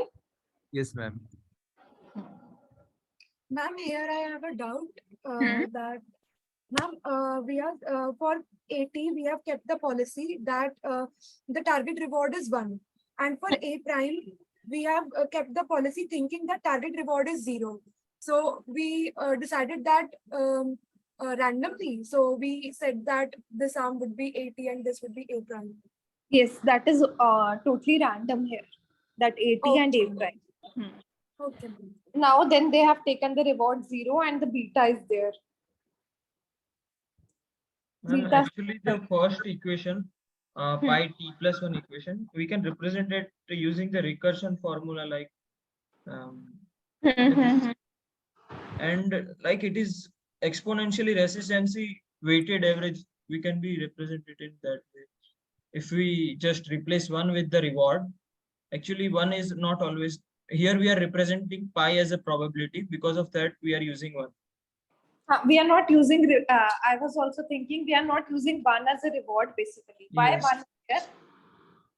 So I think reward should be used instead of 1. No, No, I no, think no, 1 shouldn't be used as a reward is 1 here, but why we are taking 1 here? that because we want to make the probability of it, I mean, increase the probability. Ideally, we want the probability of this particular arm to become 1. So in that direction, we are increasing its probability. Can I say? Yes, ma'am. Any doubts now? I'm saying that target is 1 here. Any doubts? Okay, no doubts, because this is probability, so we are using reward instead of that we can use. So if I say that reward is 0, so let us assume that here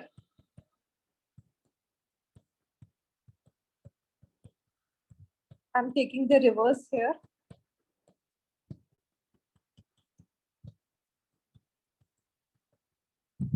This is just, I'm saying that binary bandits, when the same thing replaced by reversed basically, and beta is basically taken. Now coming to the main part. If alpha is equal to beta,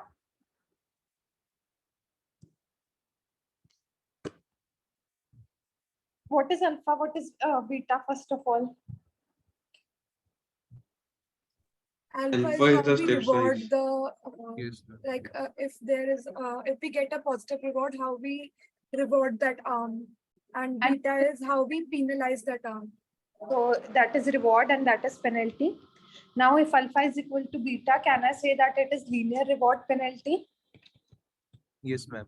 What do you mean by linear reward penalty? That how much we are the same, if we are giving the reward, the same penalty we are giving to the, if we are giving the reward the same way we are penalizing it.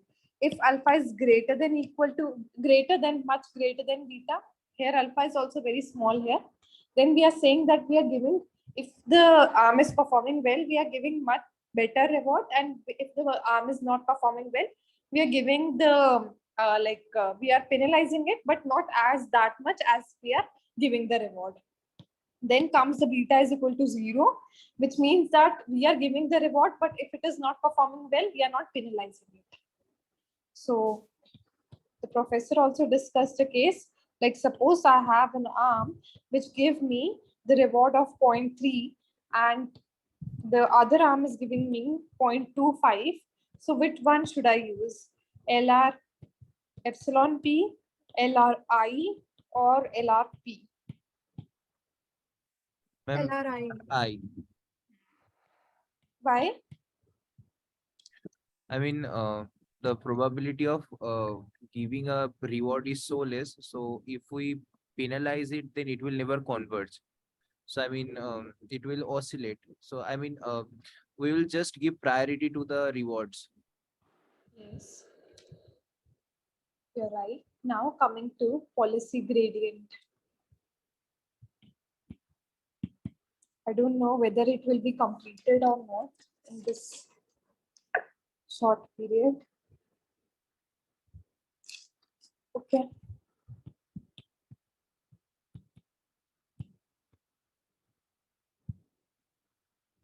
It depends on the set of the parameters. So these parameters can be the preferences, weights of neural networks and all. Okay, let's go to the main thing. This is how we are evaluating the policy, a measure.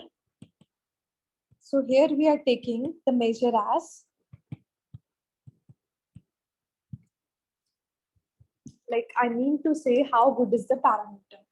So what is this? Can someone tell me? Expectation of the reward. Okay. Now, can I say I can evaluate the policy on this basis? Yes, Can ma'am. I evaluate the policy? Now, can you tell me what is this? Ma'am, it is the expected reward given that particular policy. Yes. I mean, yeah, it is Q star. Yeah, exactly.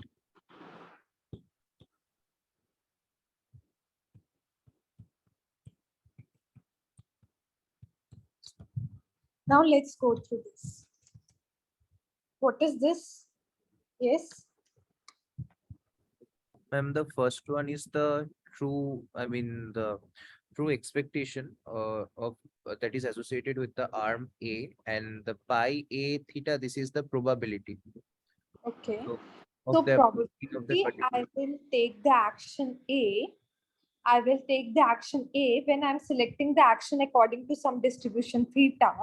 The probability I'm taking this action A, and what is the true or expected payoff I will get from taking that action A. That is basically the expected reward. Yes, ma'am. Correct? Yes, ma'am. Any doubts? No, ma'am. Should I proceed? Everyone? Yes, ma'am. Yes, ma'am.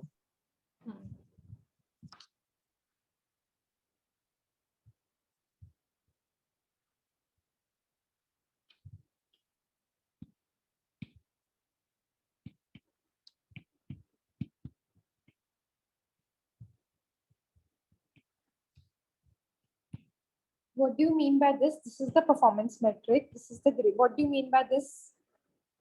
Ma'am, we are we are updating the theta, the current set of theta by this particular rule. So it's basically gradient ascent. Yes, that is what I have written. Why it is gradient ascent and not gradient descent approach? That because here our objective is to maximize the function, not minimize it. So I'm taking the theta, taking the gradient of that, trying to move in the direction so that I can increase the direction of the increasing of the performance there. That is Yes. why it is SGA, not SGD. Yes, ma'am.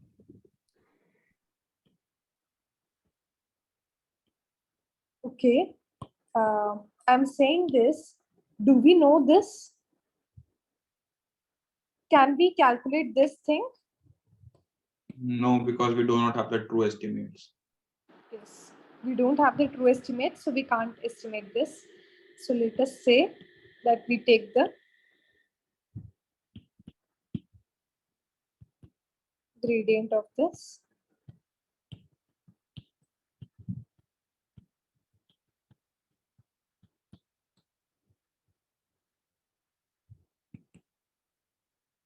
Is it fine? Should I proceed? Just I have taken the gradient of this.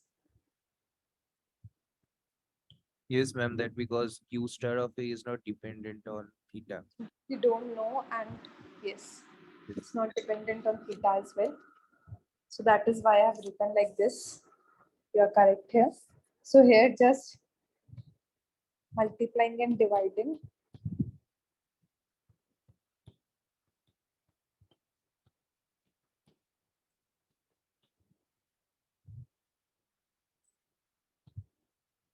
What is this? Sum into probability. Yes, ma'am. This is the expectation of that particular thing parameterized by the policy that is at the right. Why it is expectation? But because, ma'am, we're summing over all the instance. We're taking an average. It's like that. That's why. How we are taking the average? We are summing and then Ma'am, we are yes. it doesn't matter to dividing that because it is a scaling factor here. Okay.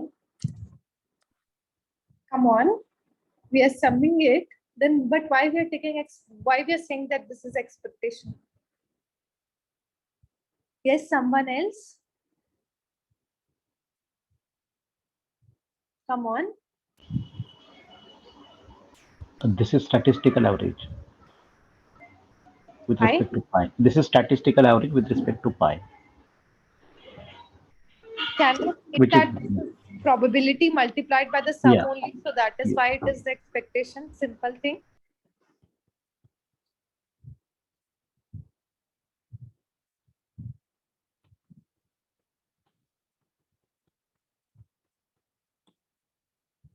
Should I proceed? Any doubts?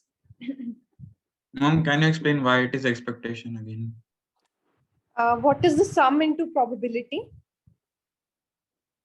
The expectation. But how is the inner part sum?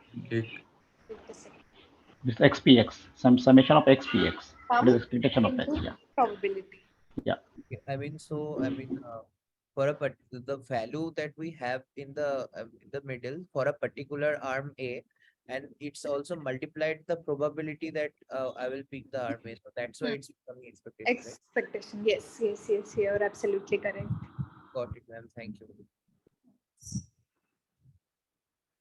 How to take the expectation? Ma'am, we will sample, then we will take the average.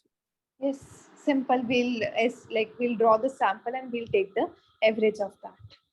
Yes, ma'am.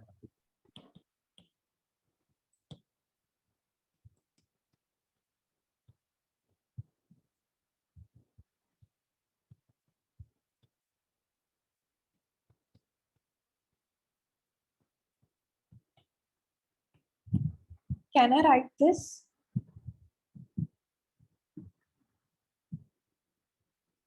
Yes, ma'am. How? That because the Q star we are unaware of, so we will try to estimate it by the reward that we are going to get. So we don't have anything else in our hand apart from the reward. Hmm. We try to estimate the true Q star by just having the average of those. Is this equation absolutely correct, or is there something wrong there? Ma'am, there is something wrong that because we may or may not get the Q stars. I mean, we are just taking average. Now it's basically, can I say approximation? Yes, ma'am. Because that is the true Q star and we are saying the estimation. So that is why I'm saying that it is the approximation. Now, Yes. can I proceed? Till now, anyone having doubts?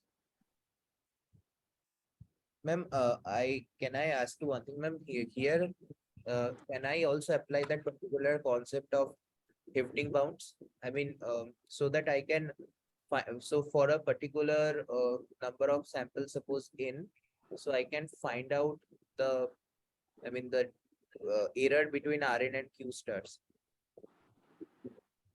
I mean, if I have the additional informations provided, the delta and the epsilon.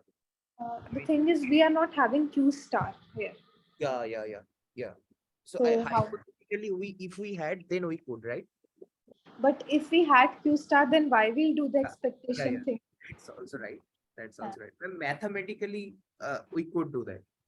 Yes, that is there. But now the question comes: we have Q star, then why to find? Okay, then you are saying that if we are having the optimal thing, then the difference. Yeah, then we don't need to do this, right? Yes. Got it. Still, when we're converting to expectation, I don't know how the inner part becomes the sum. Like the outer is the probability, but this whole part, how is that the sum? How it is this the sum? This is the Yeah. summation only, what I have written. But It is summing it over always, multiplying by the probability. that like Q star will be the estimate, the true estimate, but the other part, the pi of A by theta and the like, delta theta. What we are saying is, we are taking the sum of them, multiplying with the probability part. Now, how we come up to this, that is what you are asking. Yes. How the inner part becomes the sum. I'm sure. Okay, wait a second, let me go before. We came up with this thing, Q star A, pi A by pi A theta, sum.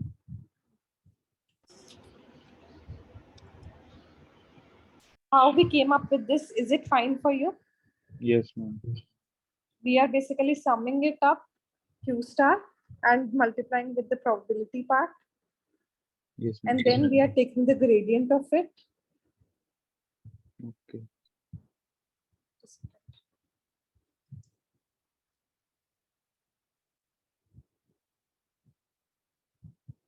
You are basically saying that sum is only over Q star of A.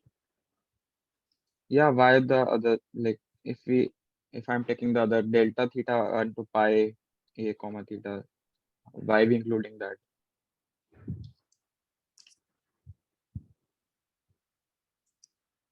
Ma'am, we are dividing and multiplying so that we can bring it in the form of that particular expectation, right?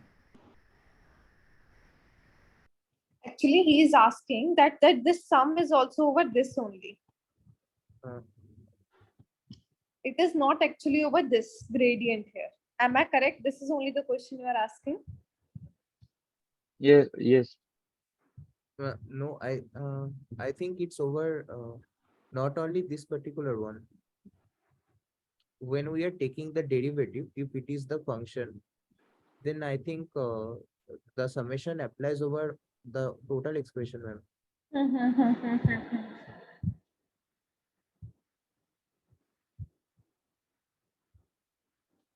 Yes, the summation is over total expression here only. Here we are multiplying with the probability part, Q star of A. And then we are saying that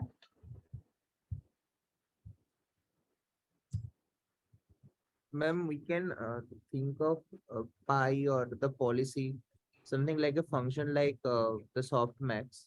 it is over all. Yes, yes, you are correct. You are correct. It is over all. It is over whole only. Second, Q star of A into the. Can someone tell me? Yes, So yes. this is expectation of RT, and this is just expression of RT, expectation of RT. So that's why it is XPX. It is simply XPX. So X is where Q star A, and PX is pi. It's like that. Yes, sir. This X, Q star A is X. This is PX. Pi A of theta is just PX. It's X PX. Expectation of RT. Just go up. Eta theta is expectation of RT. Yeah, but why are we taking the whole Expectation of part as RT. X? And this is expectation of RT. This is expression of expectation of RT. When we are taking the expectation, we are summing it up with multiplying with the probability itself. Correct. Na? So it is X. X is Q star A. PX is pi A theta. Given Theta. And then we are So- plus adding up over all A's only. Yes. We are not So, only and doing Q star of correct. A of sums. Correct. I And think here A is the number of actions are discrete or finite and discrete. That's why sum. So sum because actions are discrete, and they just X PX. That's it. We are evaluating the policy like that because it eventually gives us the total reward. So yeah, so given the policy, given pi A semicolon theta, given this policy, we want to evaluate eta theta. And assuming that we know rewards, Q star of all the actions. It's like that. That's what is my opinion. You got your answer? What they are saying is, I understand we're taking XPX, but why are we taking the whole part as X? Like the pi A comma theta is PX, that I know. But pi is simply probability. This is PX, right? Pi is simply probability. Just notation is pi, nothing else. probability, I will Policy. take the action This is A. policy. yeah, ma'am, that I know that is PX. But in the below one, why are we taking the whole bracket term as X? So this is on the parallel lines. This is on the parallel lines. Where do you think? I mean, you divide by pi A semicolon theta, multiply by that, and consider this as X. And this is PX. So simply it is expectation of this X. That's it. So that particular X will also be dependent on the policy, right? The probability, right? Yeah. Yes. That's why we are doing it. Yeah. So thing is, I mean, later on, we are going to evaluate this gradient of theta. Later on, we are going to evaluate for, let's say, Bernoulli case or for softmax or for Gaussian. Yes, We're going to evaluate this gradient of theta, which was given as a homework. Yeah, the Gaussian was given as. Correct. Yeah. Gaussian given, softmax given. Yeah. Exactly. Yeah. You got your answer? Or you are still confused? What is this? This is a probability. I will take the action A from this distribution. Probability, I will take the action A multiplied by the expected payoff that or expected reward of A. So I'm summing it over whole. This sum is over whole actions. Now I'm dividing it and multiplying it with by pi A theta, and then sum into probability, I get this expectation. Is it fine? Okay. You still have doubt? We can discuss on Slack. Is it okay? Yes, ma'am. So now we came up with this, and then we it is basically the sampling only, and then we are saying that it is obviously cumbersome. Why it is cumbersome, or why it is difficult to compute this? It has high variance, number one, and secondly, we need I mean, it will be very slow to converge. We'll have to take many samples. So what is the we can go with the incremental version Yes, ma'am. that we'll discuss in the next class. So I think there were a lot of confusions also. It's fine, we'll discuss in the Slack thing, and I'll expect the codes of epsilon greedy and greedy Thompson sampling also. So any doubts till now? You got the Slack group? Ma'am, Yes, you ma'am. can, if you have time and if you want, you can take an extra class. I think I have no problem. I don't know about others. Yes, yes. We may continue. Yeah, if possible. Yes, ma'am.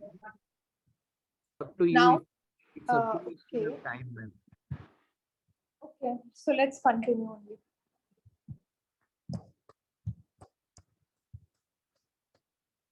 So let's go with the incremental version.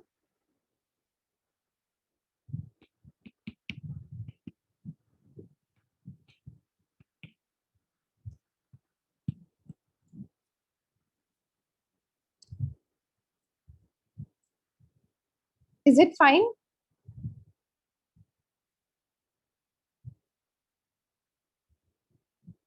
Yes, ma'am. Everyone There else? should be an alpha as well, right? Yes, ma'am.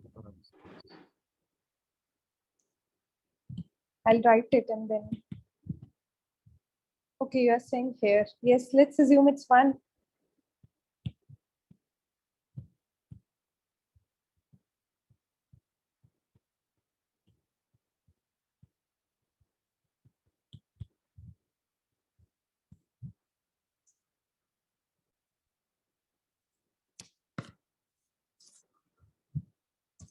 Can someone explain me what is happening?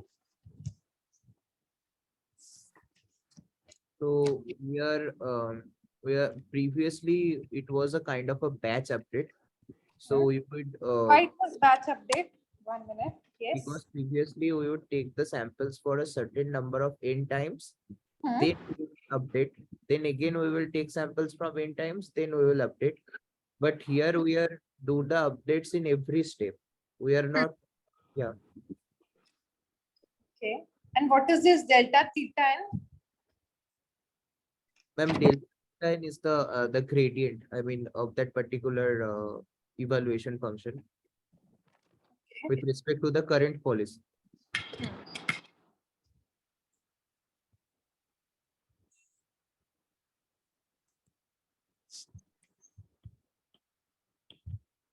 I mean, my theta value will change eventually during the update. So the delta theta n is the with respect to the set of theta I have as of now. What is this? How we came up with this? And this is because ddx of ln fx equals to 1 by fx into f dash x. That is what has been given. Yeah. Is it fine for everyone? Like, if you'll do this, we'll get this 1 by pi n theta n multiplied by this. Is it fine? Yes, ma'am.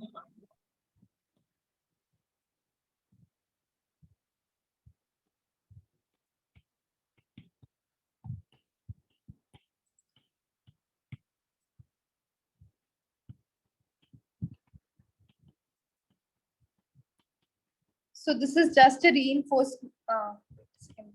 reinforcement baseline. Can someone tell me what is this reinforcement baseline?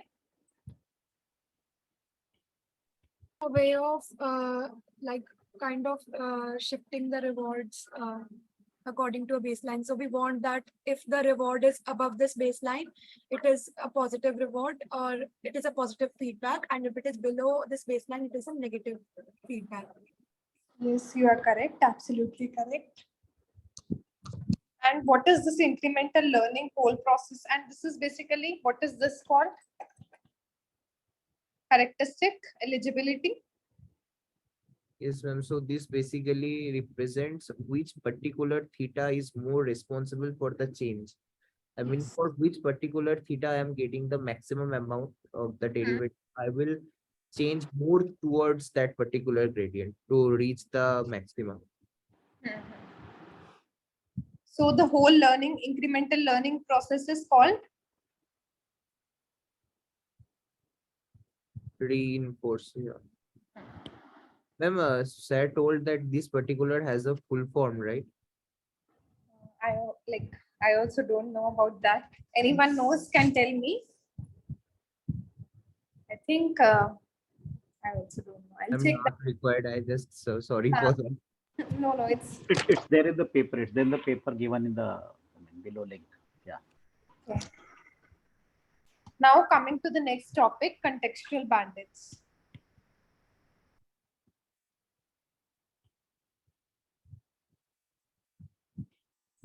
So what is contextual bandits? Bandits with states. Bandits with states. What is the difference between contextual bandits? Wait a second. NAB, contextual bandits, and full RL. Ma'am, in map, we don't have states. In contextual bandits, we have states, but there is no sequential dependence. And in full RL, we have states, and they are also sequentially dependent. Ma'am, Yeah. Yes. a little clarification. This sequential dependence kind things is it basically because we want to optimize the delayed diode, right? That's where the whole notion of sequential aspect of the full RL is coming from. No, it's not more about that. Okay, let's, in the last class also, I gave you the example. You were present in the last class Yes, when I ma'am. gave you some battery example, like Yes. where energy and time are going, where we are having this is as the state. The action is suppose the transmission power. I want to check over the time how this transmission power is playing the role.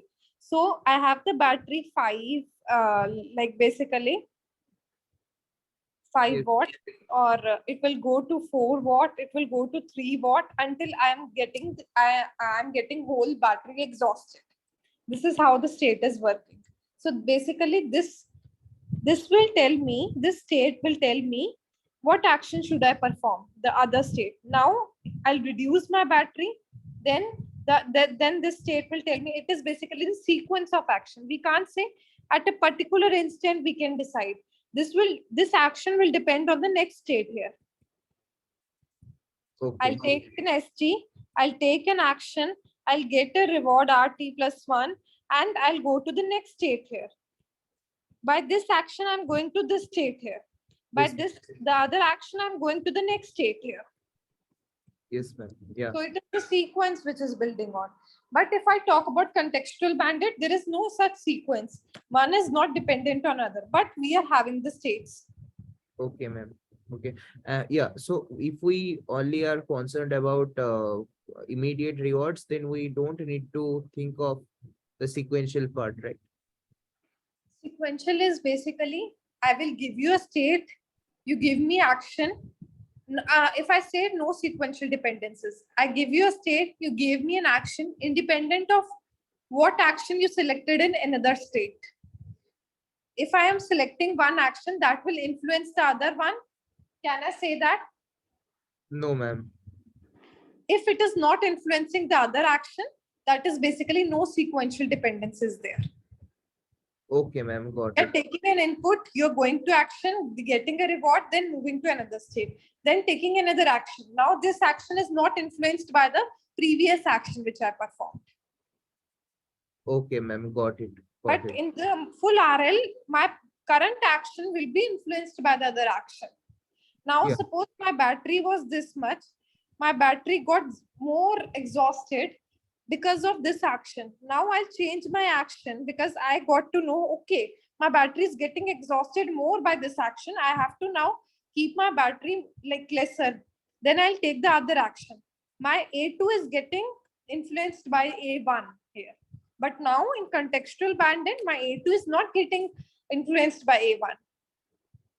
Okay. Okay, ma'am. Yeah. Now it is clear, ma'am. Thanks for the clarification. So it is like, suppose I'm having 10 different bandits, I will maintain 10 different set of actions, or 10 different policies will be there. Obviously, if I think about this thing, then it would be lot of cumbersome, like solving them independently. Can you give me some examples of contextual bandits? When the ad example was given in the lecture. Okay, can you elaborate that ad example? Yeah, so if a particular site it has so set of ads, or suppose a number of ads to display on its website, and it has a cluster of target audiences. So I mean, the audiences are clustered into different groups according to their user data that the website has. Now the website want to show a particular ad to a particular user who is coming from a specific cluster. So, so I mean, here the ads can be treated as a arm. I mean, and but on which context that arm will be pulled, that is, I mean, that depends on the particular cluster or from which cluster the user is coming. So that's why it's a contextual bandit. I mean, there is a context associated with the bandit. Everyone got it?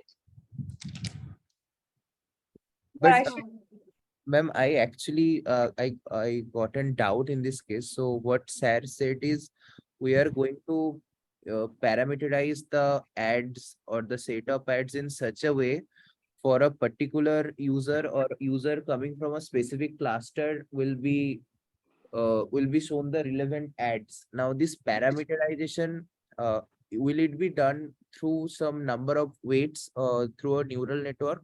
Then it would be a supervised machine learning problem. It will not remain a contextual bandit problems, I guess. Or it is done in the RL setting. The whole thing is done in the RL setting. That's why it is a contextual bandit. It is basically done in RL setting, that we are grouping them and a particular ad is shown to them. And then which arm should we choose for a particular ad, basically. There is a state, I can say that is what is state here? Can you tell me? Ma'am, the user, And what is the action, or what is the arm, I can say? the ad. So we are having that RL setting, that we are having the state and we are having the arm, which arm to choose. This is the map setting, and Yes. contextual map, because we are having a like for a particular context, we are showing that arm, we are giving that arm. And for the like the other context, we are giving the other arm.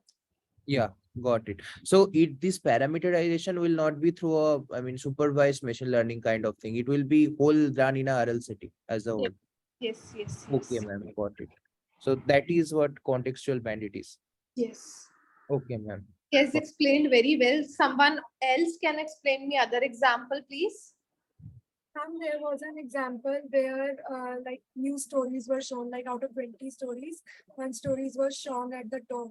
So basically the stories they show to one user, it will be different from what they show to the other user. So there is no interdependence on the state, and the stories, they are the arms basically. So the probability distribution of each arm changes according to each user. So what news will be shown at the top, it is different for every user, and there is no interdependence between the users. Yes, you're absolutely correct. Should I proceed from contextual bandit? I think you got it. Yes, Should I to full RL? yes, ma'am. So contextual bandit, in short, if I'll tell you that, suppose as she told that we are having the news stories, or as he told that we are having the ads, so we'll not show the same news story or same ad to to all the users. We'll depend on the context here. We'll not show a single, we'll not pick up a single bandit. Like, we'll group the users looking at the browsing history, looking at which place they are belonging to, looking at the device they are using. Through some techniques, we are grouping them, and then we are basically the state here refers to the people which are coming to that page, and the arm refers to which like the ads and the news stories. So according to the attributes, we are showing them the news stories and we are showing them the ads there. That is basically the contextual bandit. Now coming to full RL problem.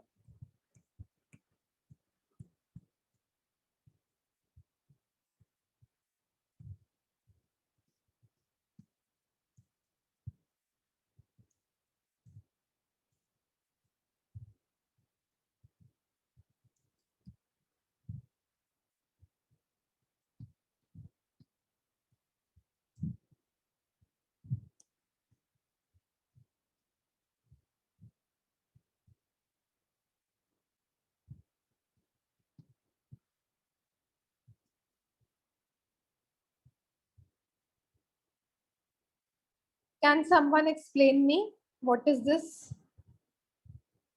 The agent agent is first percepting what state that environment is in. So that is ST. And then according to that state, it is choosing an action AT due to which the environment is getting changed because of that action. So it is going to state ST+1 and the feedback to the agent in form of RT+1. So basically we are at a particular state, we are taking an action and we are getting a reward, and we are going to the next state as the environment is changing also. Now, can you give me the examples where you are getting these full RL thing in your daily life? I'm learning to cycle or cycling or anything like that. Okay, yes. Uh, Yes. There are many examples in day-to-day life. We get the reward, like eating. We are in one state. After that, we are in the other state. So Yeah. one thing I want to ask is this basically T here is time tick?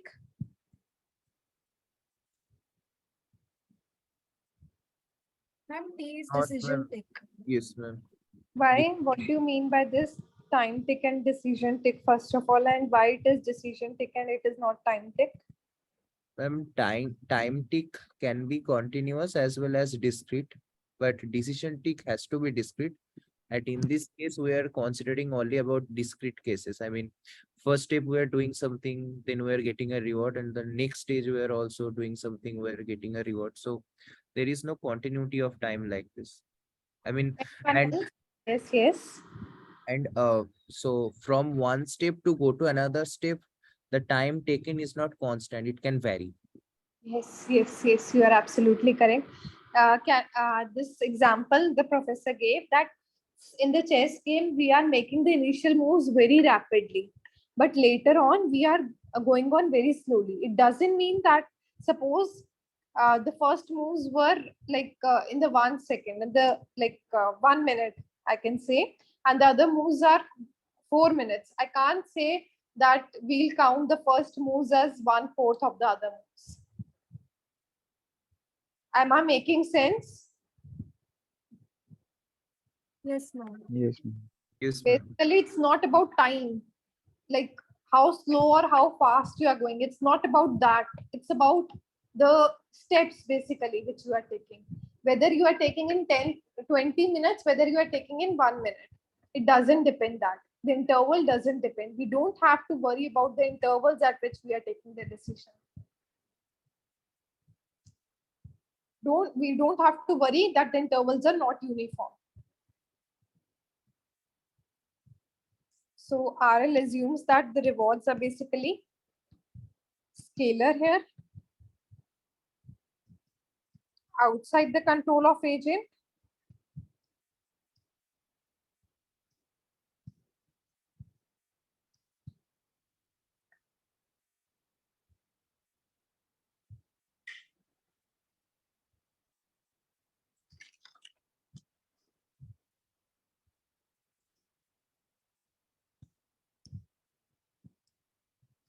Frequent. Can you tell me what is frequent here? Yes, So, ma'am. So instant feedback, not instant feedback, but like we are taking an action, so we should have a direction. We should not be randomly taking example for millions of times and then get the reward. Yes, yes, yes. We shouldn't be waiting for that again, for that state or that to be occurred at after 1 million of times, so that it should be basically frequent here. So that are the properties of the reward. If I miss it, you can tell me. and ma'am, the rewards also they're needed to be bounded, I think. Bounded. I forgot it.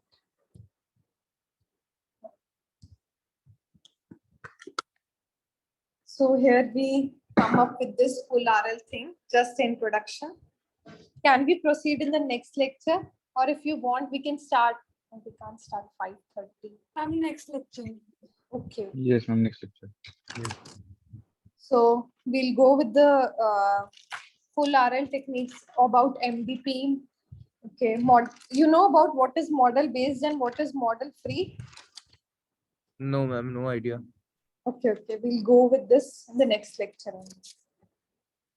And I'll expect the coding as well as that pack learning examples in the Slack. Okay. Ma'am, I wanted to ask that in the Bernoulli-Thompson sampling, we are basically, instead of calculating theta k, we are sampling it from beta distribution. Beta distribution. Yes, yes, yes. Okay. Okay. Okay. Let's close the class.